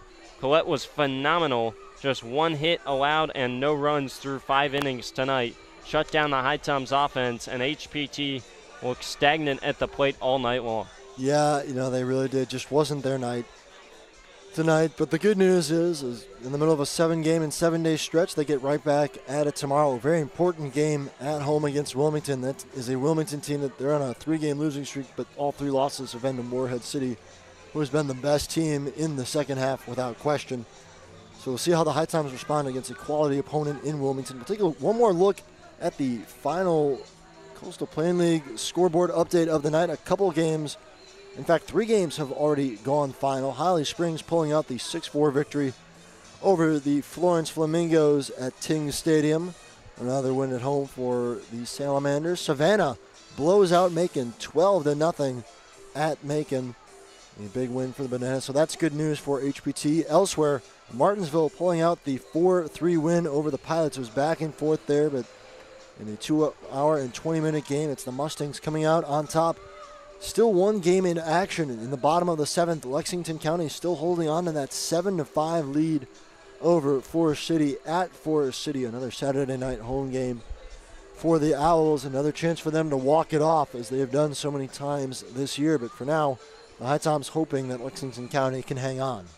So if all results hold, then the HiToms will still be a game up in the playoff hunt for the second-placed playoff spot, and the Bananas could take a commanding 2-game lead in the second half. That would be nice for HPT, but they don't handle their own business tonight. Final lines, 5 runs on 8 hits and 1 error for the victorious Zookeepers. 1 run on just 4 hits and 3 errors for the HiToms, who dropped to 21-21 overall and 9-9 in the second half. Again, the winner tonight is Braden Collette. The loser is Bradley Wilson, and no save as HPT drops this one 5-1. Just 6 games left in the CPL regular season, and it might take all 6 of them to determine who makes that Pettit Cup playoffs from the West Division. Will, any final thoughts before we sign up? Well, no, that's just it. 6 games left in the year. It's crunch time now. You got to win more than you lose from here on out. You cannot lose any close games against teams that you should beat. But the problem is for the HiToms, there are a lot of really good teams still coming up on the schedule. You got Wilmington, you'll have Wilson and Forest City. These are all really tough teams. You got to get through if you want to make the playoffs. So they got to find something here. You got to string a couple wins together. I think the best chance at making the playoffs, if you want to ensure without stress on the last day of the season, you got to find a way to get a couple games over 500. You can't keep get a game over and falling back to even on the season. 2 more very important matchups coming up with Forest City next weekend, but the next game up for HPT is tomorrow at home against Wilmington. Important to defend your home turf. That game will start at 6 p.m. Asheboro improves to 10-10 in the second half. They're not out of it, to say the least, 13-30 overall, but they're still in the race for the second playoff spot. The Zookeepers get tomorrow off before hosting the Bananas on Monday at 7 o'clock. Again, HiToms back in action against the Sharks at 6 o'clock at home tomorrow night. Well, for my partner Will Trubshaw, I'm Andrew Sulliver signing off from McCrary Park on HiTom Radio. Again, the final score, HiToms dropped this one tonight, 5-1 to the Zookeepers. We'll be back on HiTom TV